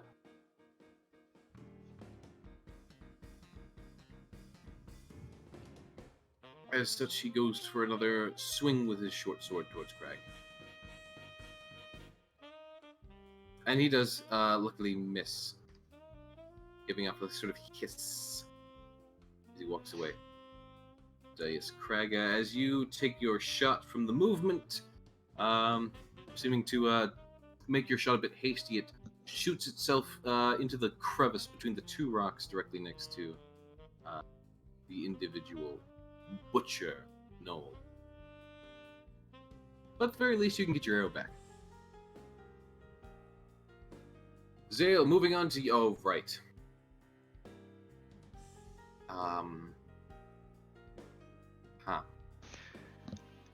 Should we just assume ready? that he just falls off his mount for an The Constitution roll, right? Oh, right, yeah. Oh, you are back. Okay. I thought you were still going. Yeah. No, I said I was back a few minutes ago. Didn't hear you. But yeah, no, start with the Constitution check. Zim, I assume you're ready on the, I feel like he's going to be making this one. Yes, that is done. I'm a tough He's boy. succeeded. Okay, beautiful. So that's one turn down. You now have 5 turns left to make that roll. You still have disadvantage on strength, constitution, and dexterity, was it? Yeah, strength, constitution, and dexterity, all of those ability-based checks are disadvantage, which would include attacks. Okay. So you will be, assuming you do attack, whatever you do, it's likely going to be at disadvantage. Right. Well, one, I'm gonna move into this range. 2, my action is going to be help Cidier. Oh. Means that whatever Cidier But does how? next turn gets advantage. How are you helping? Yes. Well, it's literally an action you can take in combat. Basically, I'm gonna threaten these 2 butchers with my glaive every time Cidier tries to do something. Which is gonna distract them. All right. As you move into position and you have this this butcher kind of between the two of you, you put him at a sort of tactical disadvantage as he's more or less trying to keep an eye on both of you at once. And as such, I'll allow that to be enough to aid Sidier's roll. Is that the end of your turn? Yeah, that's the end of my turn. All right. Graham, it is now your turn once again. All But right. yeah, the help action, you can aid another creature in the completion of a task. They gain advantage to the next ability check to do their task. I know what it is. Here. I personally think that we need to Role give... playing, gotcha. Yeah, say how you're doing it. Just saying I help. I will state will not be efficient in the future. Here it kind of makes sense more or less because of the situation, but in the future, yeah, I will want role play. Graham once again shoots his hand out towards the large gnoll, but the large gnoll seems to be able to once again maneuver around it. These guys seem to be really getting on their game now that they know they're being attacked. And maybe Graham's a little off his game since he's a little... He's becoming a little edgelord. Real quick, I've got a question. Go ahead. Crag, why did you give Kai proficiency in animal handling? I read the book that said that she gets all the proficiencies I get, but I'm also dyslexic, so feel free to correct that. Okay, I mean- they get proficiency in 2 skills of your choice in addition to whatever they have as an animal, which yours is only perception. What other 2 would you like?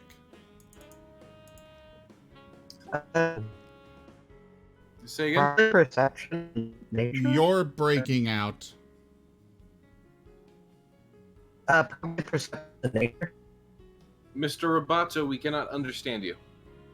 Okay, I will leave this blank. You can go ahead and do it later. But you just choose 2 aside from perception. Just have them type it out in Discord. Or works in too. the roll, well, not the roll, the fantasy grounds. Either one works. Either way, it is currently Sidier's turn. Yes. It is. Sidier, how do you go about the situation now that you have a bardic inspiration and you're being aided by Zale, who is more or less providing I am done with Kai. lovely, thank you. Zale, who's providing what is basically the equivalent of suppressing fire. I wish to poke Butcher 10. You wish to poke Butter 10. Butcher 10 with inflict wounds. Yes, Butter 10, gotcha. Go ahead and give me that roll. Okay. You do manage to hit him. Go ahead and give me damage.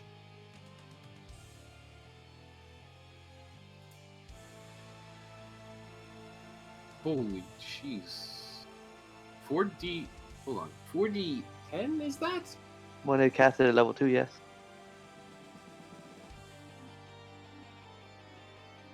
guys are a lot more overpowered than I really expected, but okay. I'll go with it. No wonder they had so much health. Alright, so as you move forth your hand to place this inflicting wounds of necrotic damage, which by some means is a clerical spell, he seems to sort of draw back as the damage is starting to more or less stagger him.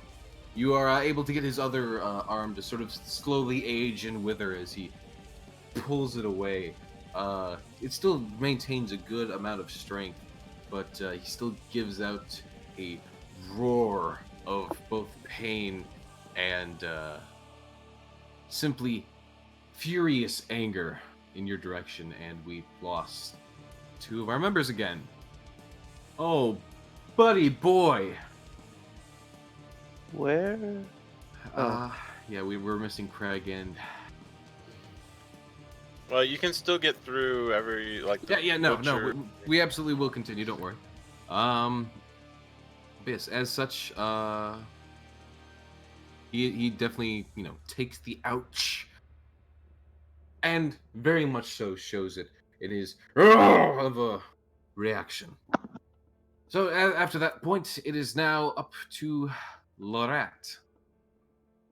And the rat, having taken a big swoosh from Kai, seems to retaliate. Well, not retaliate, but seem to not want to be next to Kai, and takes to retreat, moving around the tree so that Kai cannot properly follow her, over through the trees to aid and assist his companions. Now he still provokes an attack of opportunity. Oh yeah. Okay. No, yeah, that is right. Well, I think there's a withdrawal action, but I think you have to use that to literally run away. Like you can't come back into combat kind of thing. Yes, you can. You can just disengage and then go wherever you want. Oh. No, what Eisen was saying is right. If you take the disengage action, you can't attack somebody that turn, but you can do what he's doing without taking a provoke or taking an attack of opportunity. If that's the case, I'll just... Right, okay, then that's fine. Actually, there are multiple ways that you could attack somebody else in the same turn. Such as... With bonus actions and stuff, but yeah. You get the point. It just takes an action. Right, this guy doesn't have that, so... Either way, he disengages, moves around to join his friends in a sort of, line to help them and assist them as they are being bogged down. Just so you know, if the rat person was behind Zale, then they would get advantage on their attacks for flanking, I think. He was moving past Zale, though. Kind of coming around. I was just letting you know if you didn't know about flanking. No, I do. Not to worry. I don't think there is flanking in 5e. Is there? There's not. Okay. Well, you're confusing me with Pathfinder again. I honestly thought there was too. Sorry. It's all right. All right then. One of these days we're gonna have to sit down and play Pathfinder, because then I can actually, DM without all these errors. Ew, no. We're back. I'll play Pathfinder. I'm insulted as him, but nonetheless I will continue to DM. Anyways, Bretman moves. End of his turn. Ristforn, your turn. Go at them, man of lightning. Not quite Thor, but still kind of intimidating. Do I get Kai back? Yeah, Kai's good for you now. Kai's permanently. Oh, you mean ownership of? Yeah. Let me go ahead and remove that. Boo. Yeah, go ahead. You can take Risforn is gonna go over and reach up to slap Zale in the butt. Hey, be useful! He's casting Dragon's Breath on Zale. Go ahead and breathe on him. That'll do something. What? Risforn waddles up and just slaps you in the behind, like like one of those athletic, like coach to athlete slaps him on the butt, Me? Yeah, to you. Oh, to me, you, Zale. I'm sorry. Yeah, no, Zale. Sorry, I thought Yeah. we got voices mixed up there for a second. So yeah, Zale, go ahead. Can you drag that action to him for me? I cannot. I roll it. Oh, okay. Also, Go ahead and roll. apparently you can use this every turn for the next 10 turns. Oh, goddamn. Okay. Use what? Okay. Yeah, it's usually a spell's description will say once used or something, it goes away. But this one literally is just until the spell ends, the creature can use an action to exhale energy of the chosen type in a 15-foot cone. Oh. Which means that it can be used over and over and over, as long as I keep concentration and a minute doesn't pass. Oh, hey. This is unrelated, but when did the server get the same time as my time? Probably because you're in the same time zone as it. Oh, okay. Weird. The server wasn't like that before, but okay. Never mind. Do continue. So, okay. So just sorry. The thing that you did to him. What does it do?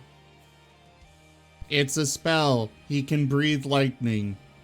The Risforn is leaving that part out. He's just be useful. It can breathe stuff. I'm not saying what. You can breathe and hurt them. Do it. You'll feel a tingle of magical energy. Just do a big old exhale. McCann, being the brave boy that he is, takes like 5 steps to the right and doot magic flute. Putting out another bardic inspiration seems to be all he's actually good for. And he also is very intimidated. It's very surprising he's even still playing the doot magic, not a flute but actually a lute, at all. Anyways, in such, he uses his bardic inspiration to go ahead and try to toughen up Zale, as he is the big man with the big glaive on the big animal. Everything about him says big. Speaking of which, shouldn't Zale actually take up 4 spaces since he's on a mount? Oh. Sorry, I do believe so. Okay, let's fix that Let's real quick. just stick with it how it is. Yeah, let's not. Fine, for this session and this session only, We don't know what the creature's stats are or if it's even large size. It's the same as a riding horse. Yes. Literally the same as a riding horse. And it would have to be large because I'm medium. It's got to be one bigger for me to ride it. But it's just more... Stop Not worrying nearly so as much about bulky those as kind of... Kai. Just stop worrying about so much micromanaging. Let's play. Okay. Like I was going to say, for this combat only, the creature is small enough that he can ride it, but also be medium still somehow. Magic. Ew! The large gnoll in the front line moves to attack. Ba-ba-ba. That's number 6. That one's going to attack Sidier. No. Yes. No. Yes. Oh, oof. You do, in fact, get hit with the large slashing cleaver that it holds. Oh. Oh, more chopping. And it leaves a big old chunk in the chest of your armor, so much so that it digs in a bit before he yanks it back out, dealing 8 damage. leaving you bleeding just a bit from the chest. Then the other butcher, ready to team up with its buddy, also goes for a nice little whack, but this one's directed at Azael. Can I taunt it? Sorry, what? Can I taunt it towards me instead? You can attempt. Go ahead and give me a roll for that. What would you like me to roll?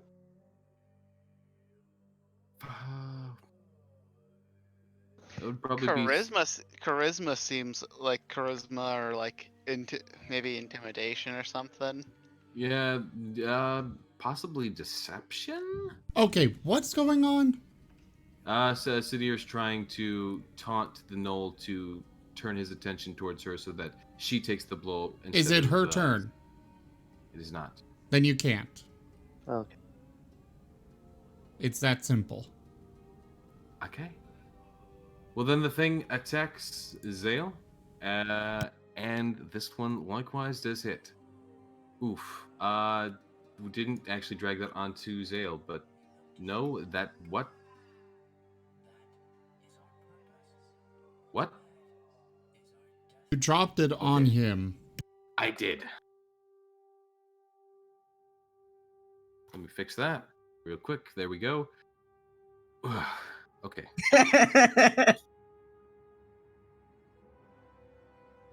Nazale, you take damage. Oof. You take an oofing 9 damage.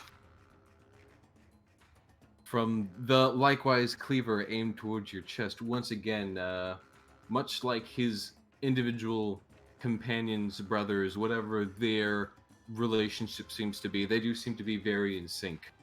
As in tune with his companion, he likewise chops into you before yanking it back out, leaving you bleeding a bit from the chest to shoulder bone region. All right. It is now Kai's turn. I don't know her movement speed. Hold on. If I recall correctly, it's actually not that fast. Speed is on his character sheet now. Oh, that is... Speed is 40.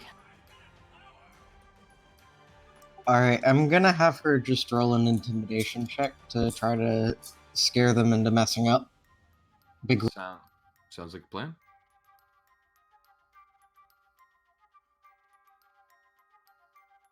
I feel like a bear should have better intimidation than -2, but I guess bad charisma. Yeah. You can set up your ability, your proficiencies on skills still. Okay. There should be 2 I'm of going to them. do that now. I did not. You need to do it. You just pick 2 other than perception that he already has.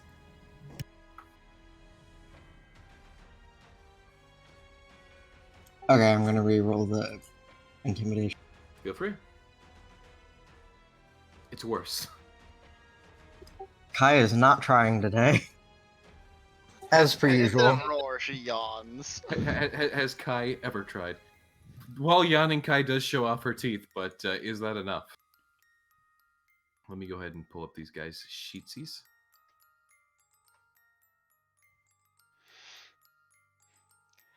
This would be a will save, wouldn't it? There is no will I think save. it'd be more of like a DC thing, like Kai would have to see like. And it would be a wisdom save. Oh, right. Or insight check if they have proficiency. Does not seem as though they do. Regardless, both of them make that save easily. As they seem to have their own set of chompers. Kai nonetheless has a chance to regenerate and, I guess, sort of figure out what she's going to do for next turn in this battle, as the line is held between these very, how you would say, robust? Question mark. The butchers covered in blood, who are very hostile and not seeming entirely sane, to say the least. Zyre, it is now your turn. All right. I'm going to move, and I'm going to conjure some fire and hurl it at Butcher 6.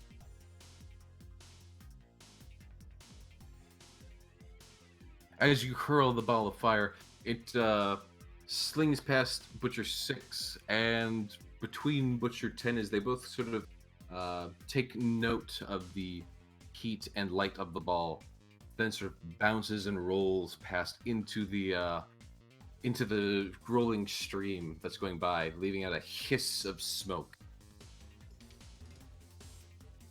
Both of them look to you, seeming almost slightly intimidated by that, but then they give a sort of scowl as they seem to be very set in their destructive ways. Going back to Crag, it is now your turn.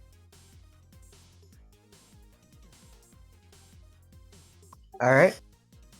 Crag pulls out his bow and tries to shoot again. So who are you shooting at? Butcher 6.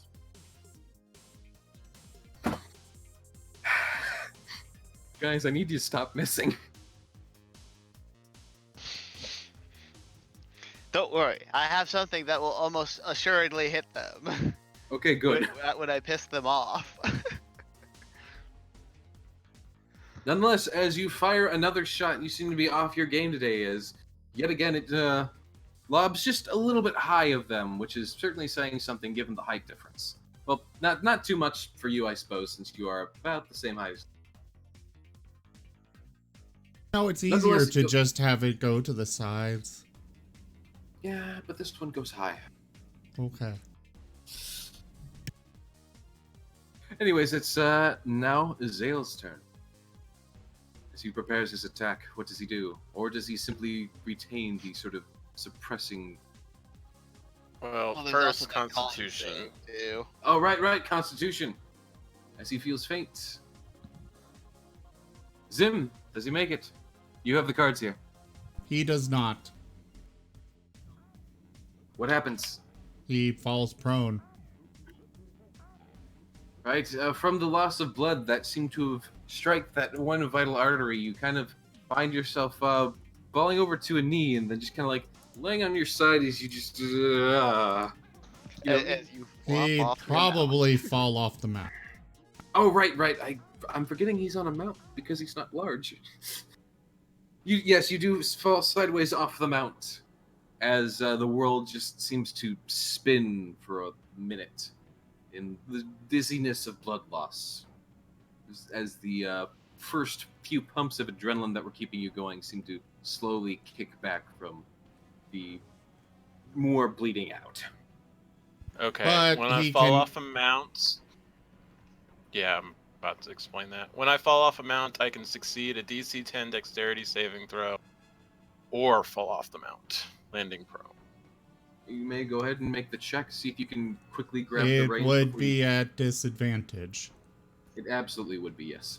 Right, but unfortunately I'm born to the saddle, so that means I have an advantage on saving throws, which cancels out the disadvantage, so it would be just a normal DC dex. That would indeed. So yes, give us a normal DC Dex saving throw.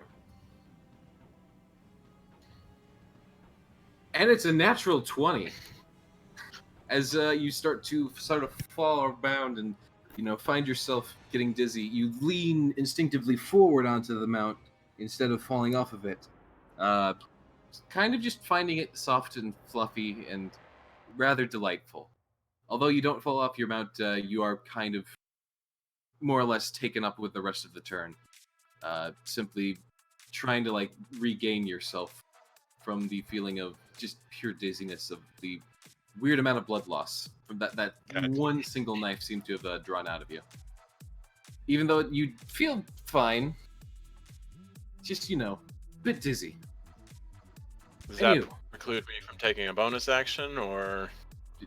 Can you take a bonus action at this level? I can. You can take a bonus action anytime if you have one. As far as this goes, you don't lose your action. It was just Okay. a. If I lost my action but can't do a bonus action, then I'm doing a bonus action. I am doing my bonus action Second Wind, which is a healing ability. You did not lose your action. Yeah, I did.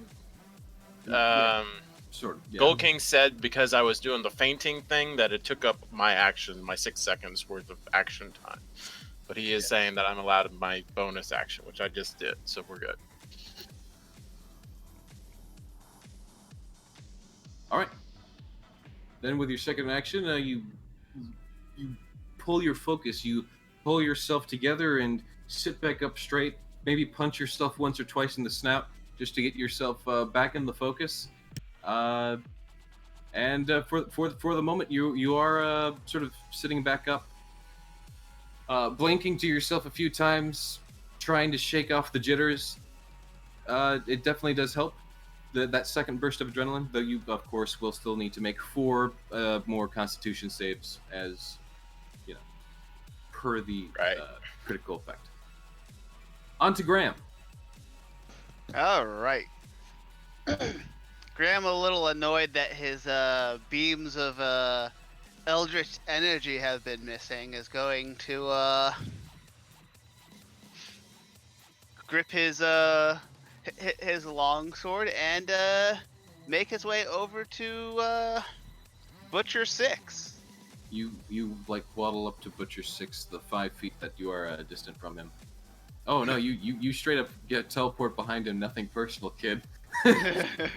No, but yeah, you dash around the rock, pulling out your longsword. You do realize having a longsword in this situation is probably the best thing you could have, given the height difference. It's basic. It might as well just be a great sword to Graham, who's only like 5 foot tall. Anywho, you may go ahead and make your attack. It seems you are much more on your game with your blade, especially as he is more concerned with city air and much less concerned with you, as you've done nothing impressive up to this point. At which point you do slice into his back as he is, preoccupied. Go ahead and roll the damage. Alrighty, right.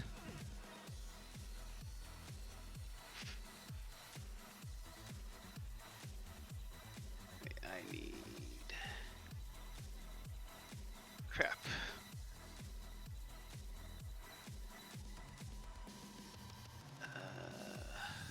That's the wrong thing. I need a 1d10. If that is the damage for a longsword, that would be preferable.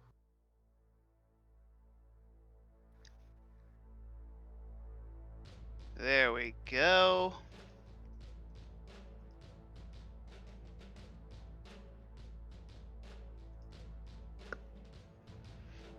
Okay. Did you? Oops. What? Did Why didn't that do it? I need to do it on the combat tracker. That's right. On the combat tracker or on the icon in the map. Either works. It's not doing it. Oh, okay. I'll just do this. Let me just. I wanted to two-hand it, but it's fine. Okay. Well, that worked. Nonetheless, that's 9 damage. That's a respectable amount, especially to And this... also, I'm with that, I'm also going to cast Wrathful Smite. the bunny is very angry right now. A level of rage never before seen from Graham. For those who actually take note of him. He seems slightly frenzied.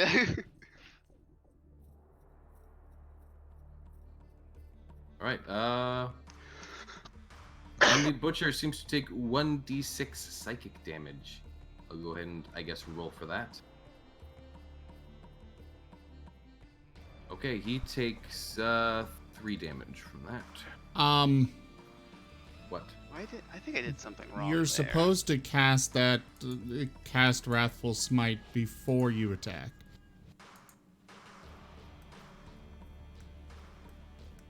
Are you sure? I thought Read I the thought the spell. smites.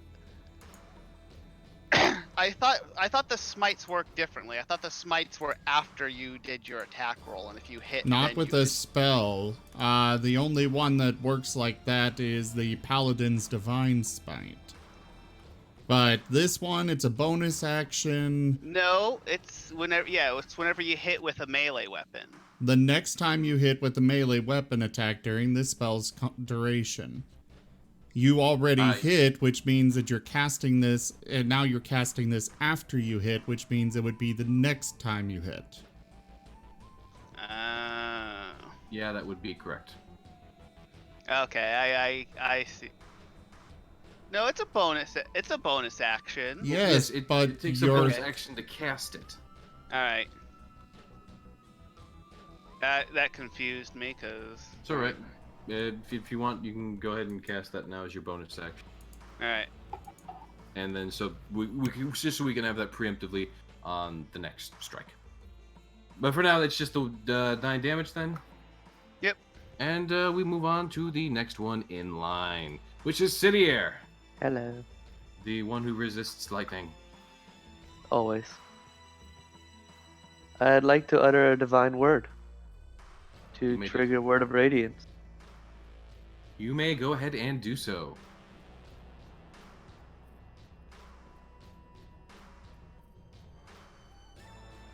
Or versus Sidier. Okay, wow. Surprisingly enough, as you utter a word of radiance, the butcher in question seems to take it with a decent amount of force, though I think that still does half damage if I'm correct, right? I don't think it does. Really? Not word of radiance? Nope. Okay, well, he does seem to... that one does not seem to quite make the cut, as he is more blinded and affected by the light. As he is staggering back with a loud roar. Wow, that's not as effective as I thought it would be. Nope. It gets better later, though. Okay, gotcha. Only doing about 3 damage. It seems more like he gets a brief suntan with little bits of steam coming off of his shoulders and face a bit. Meanwhile, the rat boy. As the rat fellow sort of gets into position now that he is disengaged from Kai, seeming a bit too, fearful of a bear, but more on par with a sort of, sleepy, mounted dogman who is in full plate armor, if I do recall correctly. He goes ahead and he tries to sort of jump up and bite at Zale's leg.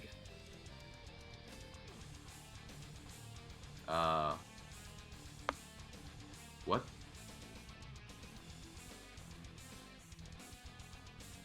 Huh, okay. That was not supposed to happen, but okay. And it does, in fact, seem to sink into Zale's leg, doing not that much damage. Though, Zale, I will need a constitution check from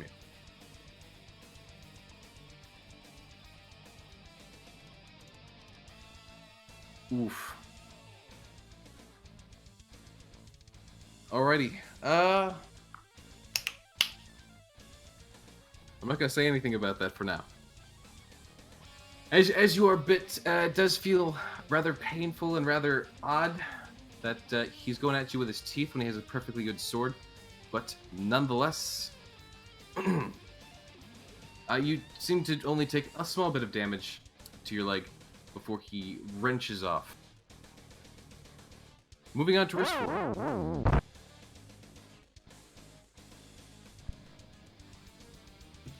Well, I guess I will just do this.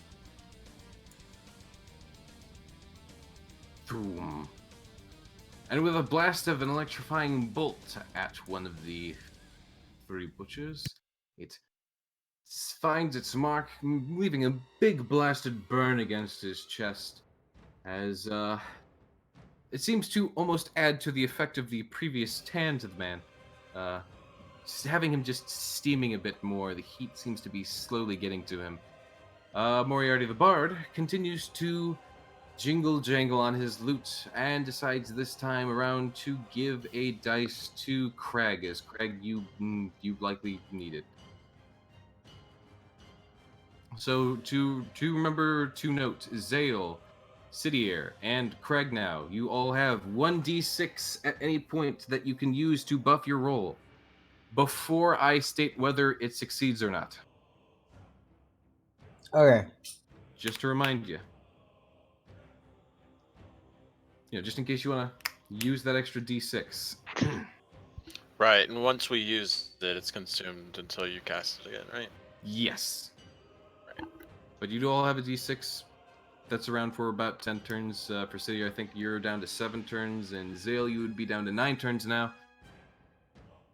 Or it would be 7, 8. You're focusing too much on details here.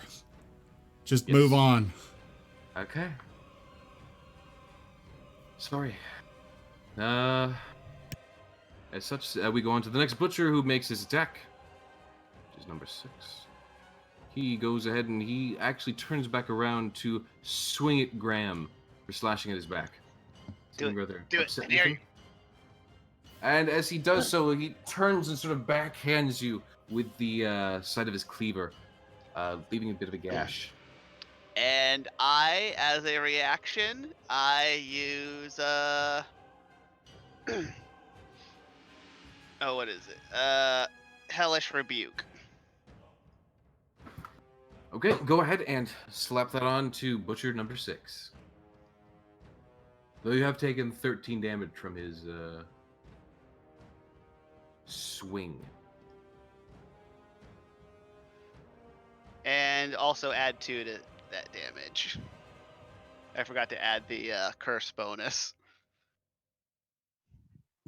Add 2? Okay, so that would be... Well, you rolled that onto him, so I would just add 2 damage then. Onto Butcher 6. He does get a save, I do believe. I don't know Alright. why that didn't. Yeah, you which save didn't would that drag the save onto him.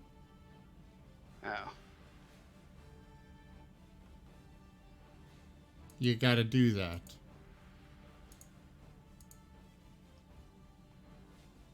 He does successfully make the save. Which meant that he so took the- only half damage. Yeah. Gotcha. So that would be 6 damage. So Still burst into flames though.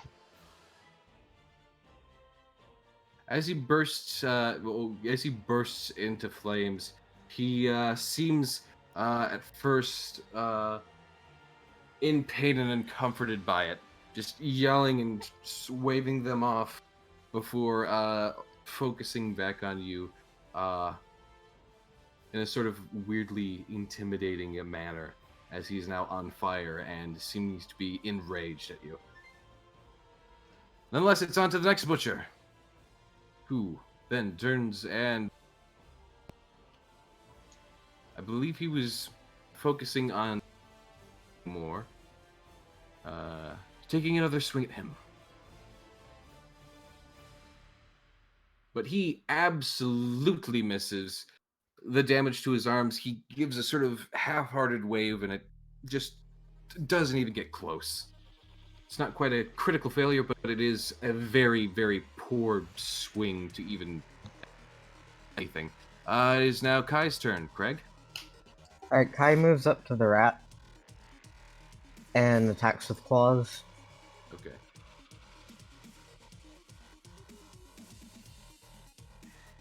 Alright, go ahead and give me that attack. The rat, being very mindful of Kai, definitely takes his time to like back away just a little bit before she gets to him, and kind of keeps that distance, more or less, when she starts attacking at him. Very cautious of Kai now, especially at that first hit. Zyre, it is now your turn. All right. I am going to move forward and cast.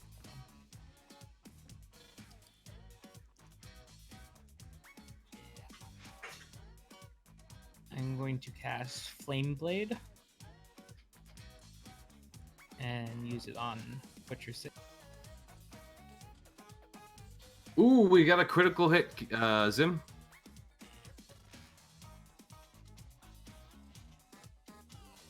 All right.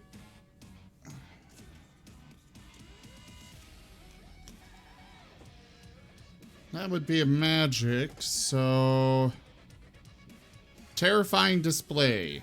Triple damage, and all enemies that can see you must make a DC 14 Wisdom saving throw. On a failed save, they are frightened of you for 1d4 plus 1 rounds. Make sure you roll another attack to clear the crit. Alright. So roll another attack on it, then click and drag the damage dice, but then hold them and right click until you have triple the number of dice. So wait, they rolled a 2. Does that clear the crit? That cleared So the crit, yes. That just means that because Fantasy Grounds will automatically roll extra damage for crits. Okay, gotcha. So We've you been were just doing getting this at that from the automatic start. bump. I'm sorry. Confused me. Oh. Whoa, buddy. Wow.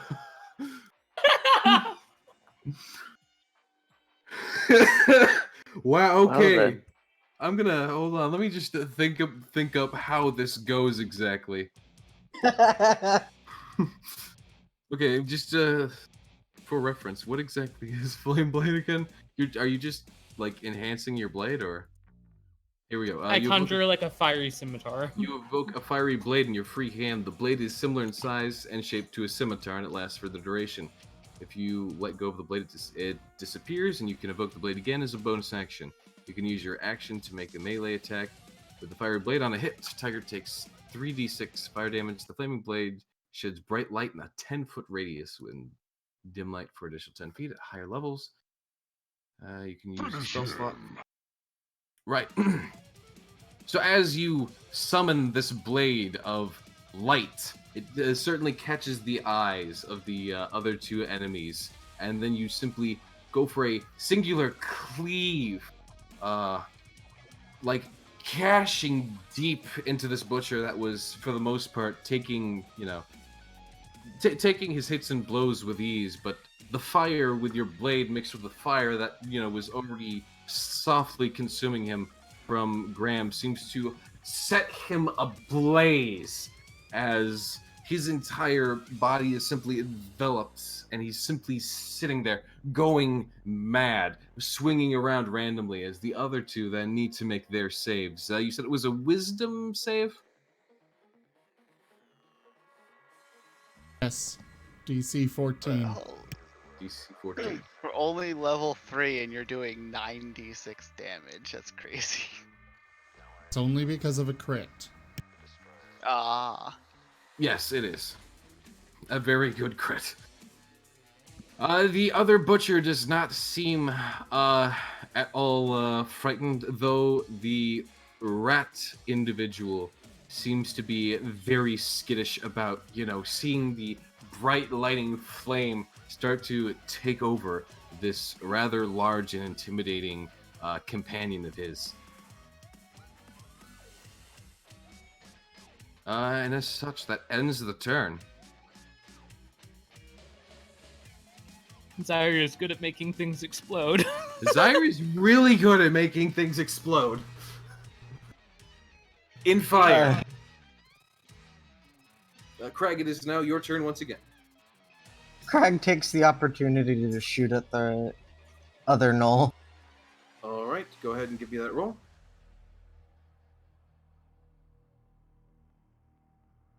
And if you want, you can use the Bardic Inspiration. If you don't, I feel free to hang on to it. Up to you. I won't. I'm just gonna keep. I'm gonna start giving you the option every time you roll, so you don't forget about it. As you do shoot, though, you do in fact hit the other knoll, the one that is not on fire, as he is taking a moment to almost appreciate his fellow butcher being on fire. Maybe it's just the smell of burning meat. You wouldn't fully know, though. These guys do seem rather deranged. Go ahead and roll me damage.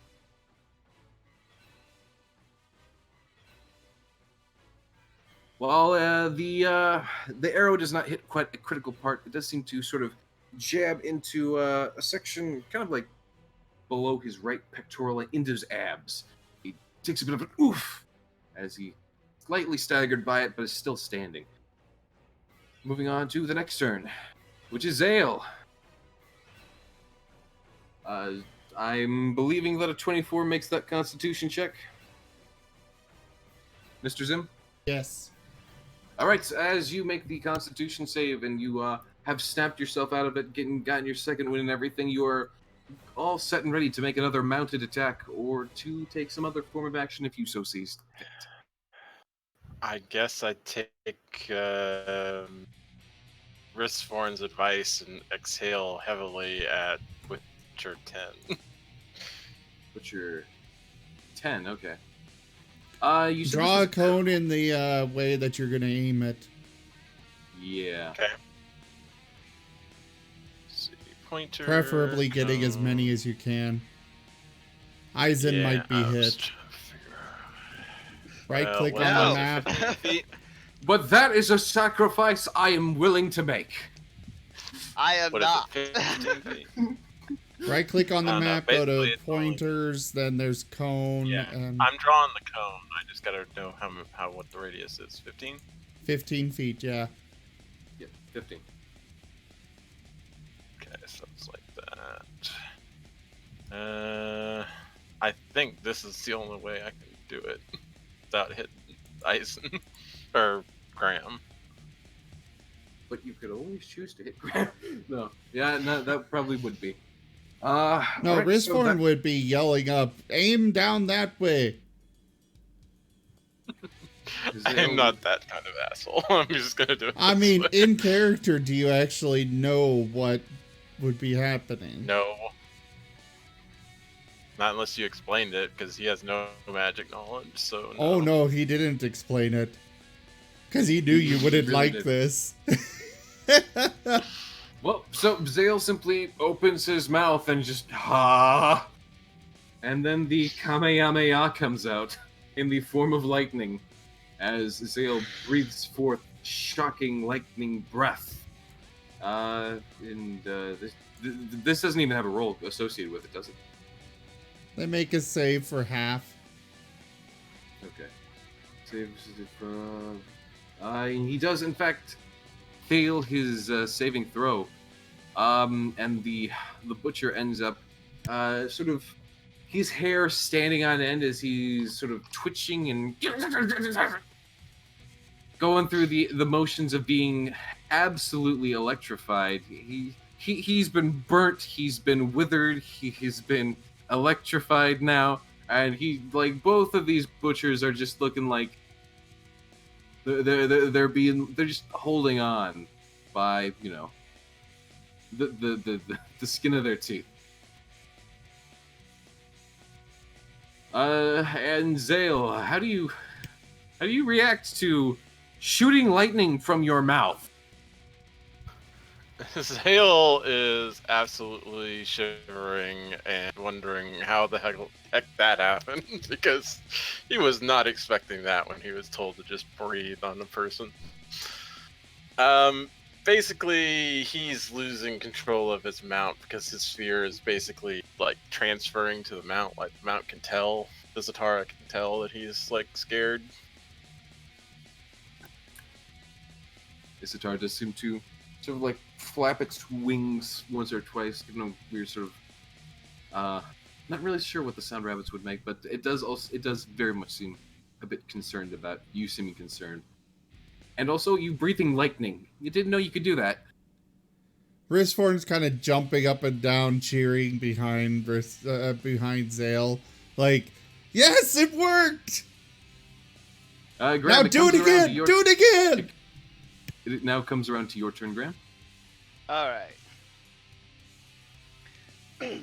Graham is just going to keep swinging his sword at the at this knoll. And you do manage to once again hit it, as the gnolls are being continuously pushed back on the offensive from both sides. They very much seem to be having problems keeping themselves together, as you do once again strike a hit on it. Give me that damage.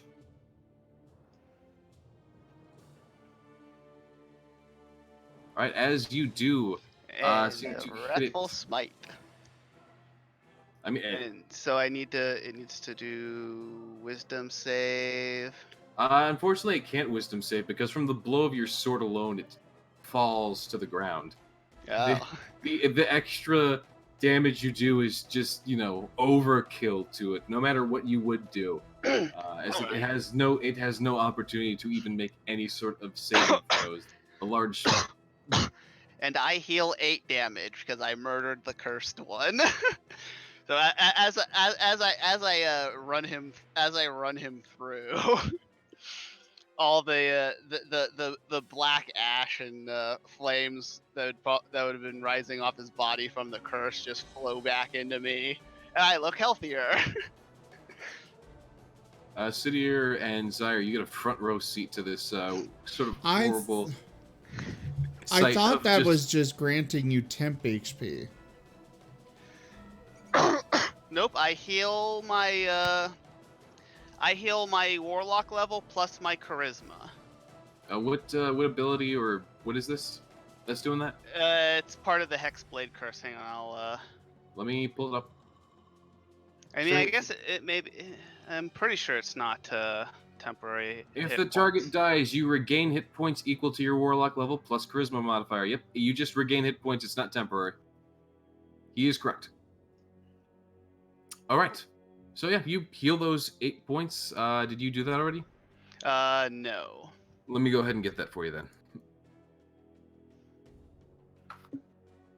I need to make a shortcut for that. Yep, not a problem. And with that, it ends his turn. Sidier, you are now left with two foes on the battlefield. But Only one within range currently. yes. And I'm gonna smack it. Terribly again. Acting pretty bold for someone within crusading distance. As you do swing, it seems that either intimidation, pain, or some mix of the bit seems to have this thing a lot more cautious and a lot more wary of the battle, as its companion has now fallen, and it seems to be reconsidering things itself. Just barely dodges out of the way, but seems to start moving on the defensive. Meanwhile, ever since the other butcher straight up got flame sworded, the rat has been looking nervous as all heck, and simply decides to disengage from battle using his action for that, and then just freaking books it out of there. Just straight up running off into the direction of the billowing smoke. Yes. Fine. Okay. Zyre's just cackling as he runs away.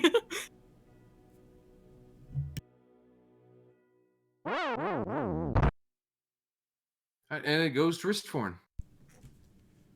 He's done with this.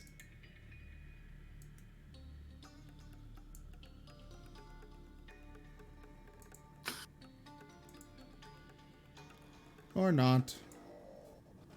I just imagine you just take your hand, point it like a finger gun, you shoot off the chaos bolt, but you miss. You fired, and then you missed. Moriarty just seems to move up with the rest of the group, kind of cautiously looking over the scene, but seems to be staring at Zyre with admiration. You have a strange feeling there might be a song about this later. He believes that you can take care of the rest of them, as he simply sits there. Going on to the butcher. I'm actually going to go ahead and see what he does. Whoop. What the heck? Okay, that is not what that was supposed to be. Okay, the butcher. Absolutely in a mixed state of emotions that its friend is dead. It seems to simply continue to rage on as it glances between everyone and eventually settles on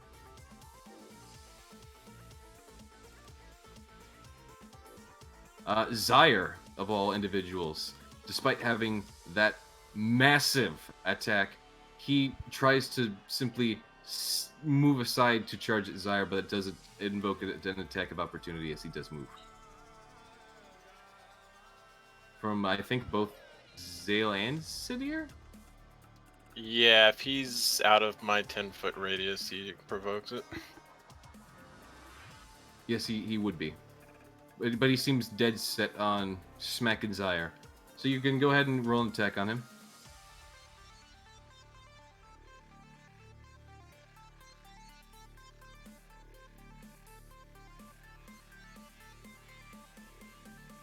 And in his sudden sprint and change of direction, from facing you to moving to Zyre, he does seem to catch you off guard for that disengaging blow. But Sidir, you have a chance to take a swing at him as well, I believe. I am terrible with mace today.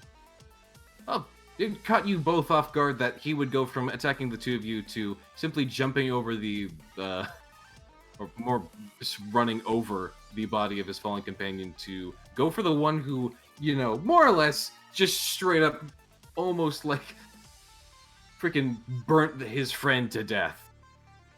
Either way, though, it seems that he has survived long enough to go ahead and try and give Zyre a smacking, which he will go ahead and do. In fact, in his rage, he goes ahead and he makes 2 attacks as his last little sort of kamikaze type move.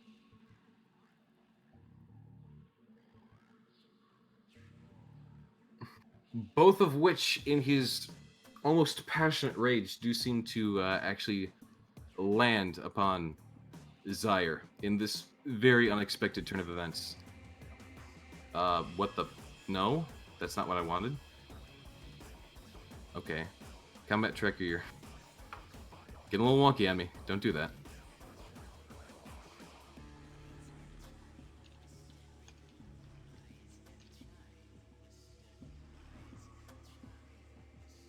In the flurry of blows, Zyre, you are slashed off against twice, and you do take 12 damage total. As the heaving and huffing butcher that the bard had likely sang about is just in a state of emotional... hard to say if it's over exposure, so to speak, for emotions. I'm missing the word right now. Either way, it's now Kai's turn. She's gonna try to slash at the remaining. Alright. Kai gets a nat 20. He's in. Give me the most spectacular death for this guy.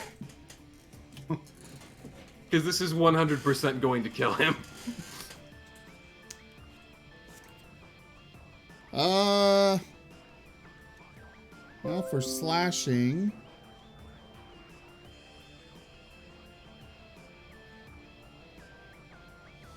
Vexing cut, triple damage, and the target must make a DC 14 Constitution saving throw. On a failed save, the target cannot take reactions for 2d4 rounds. Well, we're just gonna go with the triple damage because I'm almost certain, like, as long as the triple damage is all above 1, you should kill him. So go ahead and roll me damage, but it pretty much doesn't matter.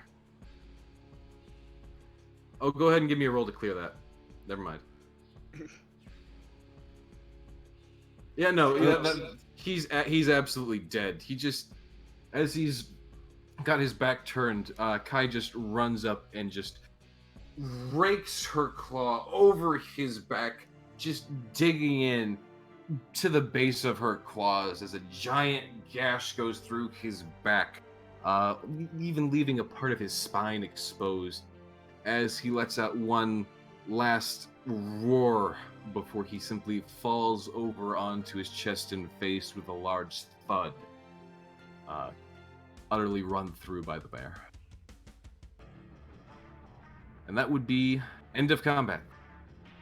Boom. You don't want me to run down the runner? I know he is very much gone, but don't worry. Don't worry. Anywho, with your new position and with what you can see, you actually do notice that there's a bit of a shack here, though the map does not properly show it. This shack is actually sort of broken down and burnt down, and past the shack, there is a stone church that lays behind it that has been toppled down into ruins. As you can see into this this area back here now, just reveal a bit more of it. There's a sort of edge of trees that was blocking your line of sight for it. The billowing smoke that you see was indeed coming from the church that you were initially headed towards. It seems as though that the various priests and pastors and whatnot who had taken residence there have all been more or less killed en masse by these individuals. Graham gives the bard a dirty look. Moriarty! What?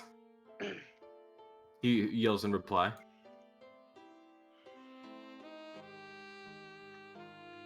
I point at the burning church. He glances to the church, then back to you. What? I didn't do this! What you say when you basically see the future? I don't basically... When did I say that? I said I sing songs about the future. I think. Apparently.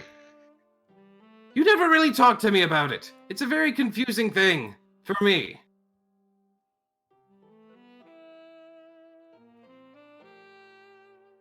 Wristfarn's going up to Zale.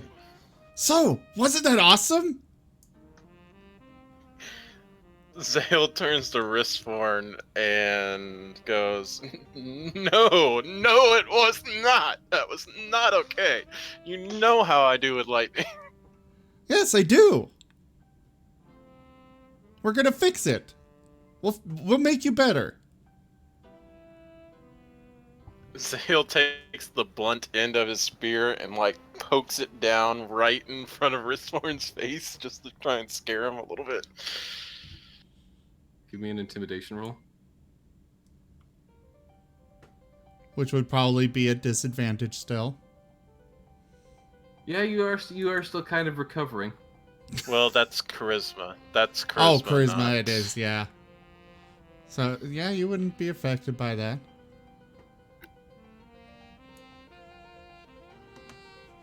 Go ahead and actually give me another Constitution save just to make sure you don't just fall off your Yeah, buddy Risford isn't shaken by that at all. Okay, Zale, you're still holding on, though. You are kind of still swaying around, just as you sit there, you're just kind of doing that thing where your head's kind of going in circles, even though your butt's not moving because you're sat down. But see, it was awesome. You breathed lightning on them. To me, I'm gonna breathe on you. I think you technically oh wait, he stopped concentrating on the spell, so you can't. Yeah, that is true. No, you That doesn't stop can't him from breathe on trying. me because I can just drop it on any time I want. Zale just Damn it! That's the nice thing about Zale concentration. You turns can literally to do it at any time. Zale turns to Sidier. Okay, boss, what are we doing with the church? We might as well explore it. We might as well That's end much here, easier now. though.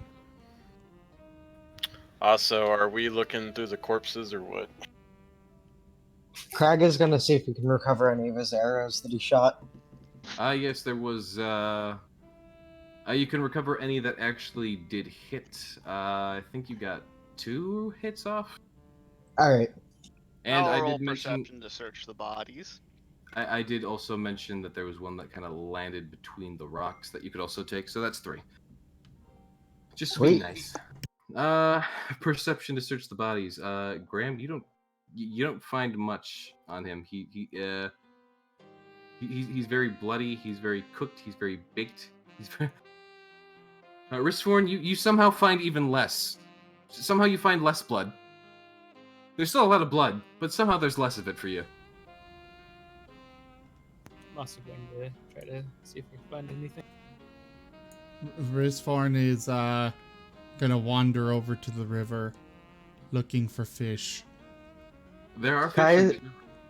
Kaya's gonna wait till people are done and then see if she can munch on them. Okay, Zaire, you got a 12 there? As you are looking them over, you do notice there is actually a glint on the hilt of one of their cleavers. As you go to investigate, you notice that there's a sort of weird sort of purple gem that he seems to have put into the hilt. It looks like it was once part of a necklace.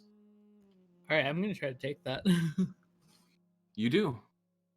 It pops out rather easily. It seems to have been more or less crudely attached to the cleaver. You now have 1 cheap gem.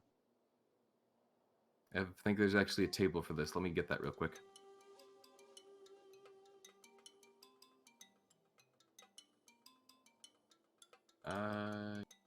Yeah.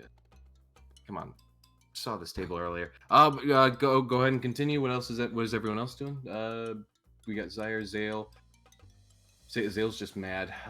You were going to investigate the church, but we were more or less ending here. After investigating the bodies, but you do find a. Is anyone else going to check the bodies, or is that it?